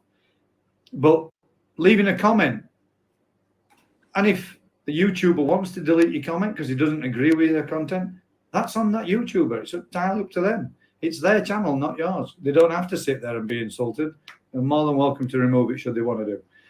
But if you want to grow, stick at it. Keep going. I'm not big. Never have been, and hopefully one day will be. But the more you put out there, I saw way more subscriber growth when I was putting 3 to 4 videos out a week than what I have done at any other time. But again, you run out of content if you keep sticking out too much too fast. Little and often and consistent is a steady way to growth. And I believe that all the subscribers that I've got are people that enjoy coming back, or they wouldn't still be there. I have lost loads, and all I can say for those that did leave and that have gone, see you, because they don't bother me now. I'd rather have people that genuinely enjoy watching what I do and being a subscriber because they enjoy my content than just because the mates left. Yeah, follow like sheep. Yeah. We can all go through a field going, meh. But at the end of the day, I'm not a sheep. I walk my own road, my own path. I don't do whatever people say because I'm not a child. There are a few out there that are. Mike KH with his smiling face, Yorkshire Coy. I dare everyone to not be sub to Gaz. I double dare you. I triple dare you. Oh, I think it was apple pips. No, apparently a lot of fruit pips contain cyanide, Skegger. We were looking at this the other way. Especially apple almonds. pips are poison to dogs. Yes, they are. But you'd have to feed your dog nothing but apples and eat shit tons of them to be enough poison in there to make a difference. Yeah. Excessive amounts of them might make them vomit, but it's not poisonous. It's poisonous to us. It's cyanide. The pips contain cyanide. That's what's the poison. Good way to bump people off, but it shows up in blood samples. Damn it. Not big in what regards? Not that regards, mate. I've never had any complaints. And anyway, it's not the size. It's how many times you can make it rise. And it's worked anyway. So it's 3 kids, and I've got grandkids coming from them kids, so I don't need them anymore anyway. So it meant no odds to me. What would work life around? What would work life around? It would work. That would work. It could work. You never know until you try it. What would work? What would work life around? That's like a fucking. You do blag my head, mate. You're right. I gotta be smoking some more. You're on. It's gonna come through in a minute. Yeah, it's gonna come. It's gonna come. Come on, Skegger. That would work life round. What would? Come on, Skeggs. It's like catchphrase, isn't it? Yeah. The rest. You got to guess the rest, and sometimes deciphering. There we go. Same Faz. Same Faz. I did 2 or 3 weeks, but now doing 1 weekly update on the pond with the odd random short, maybe. Same Faz. Who's Faz? Mufasa.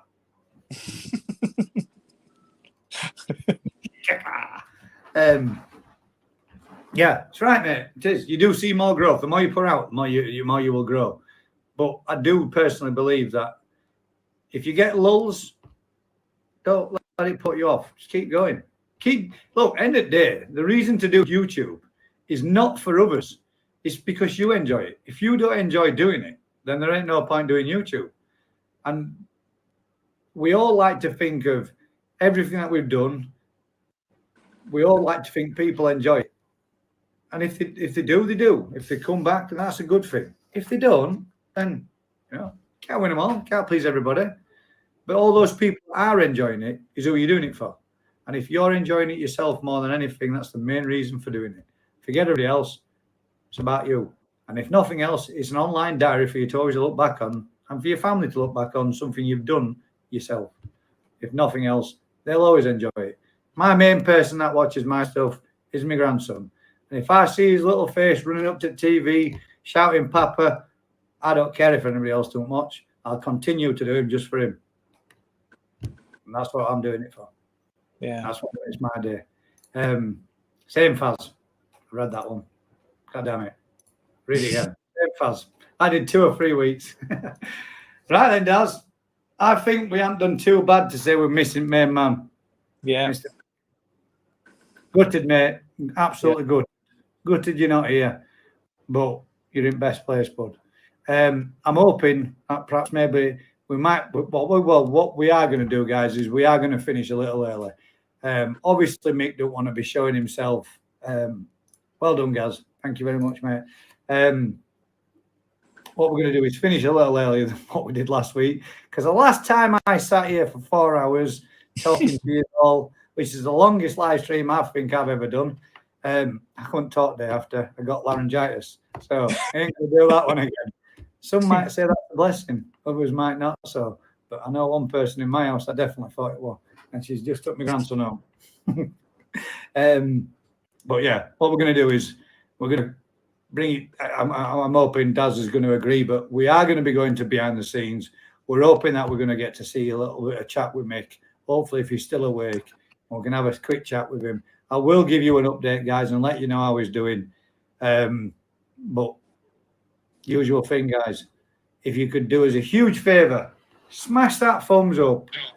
And for all those channels that I've shared here, guys, if you could do me a huge favor, swing by, give them a look, give them a watch, give them an hand, help them grow a little bit. If anything, it'll put a smile on their face. And that's what it's about. End of the day, it takes a lot to get in front of a camera and do it. I find it difficult sometimes, and I do hope that people enjoy it. But the main thing is that we enjoy doing it ourselves. So until next week, guys, thanks very much for watching. Take care, everybody. Big thank you to all those that do come back week in, week out. Do me a huge favor. Like, share, subscribe, tell a friend. And until next time, we'll catch you on the next one. Keep smiling, Thanks, guys. everybody. From Daz and from Mick and the rest of the guys. We'll see you all soon. Take it easy. And I'll catch up with you all soon. Just a quick one. Making a tempest out of a 6-inch pipe. LOL. Keep up. Night all. See you all soon. Night, everyone. I kept up though, didn't I?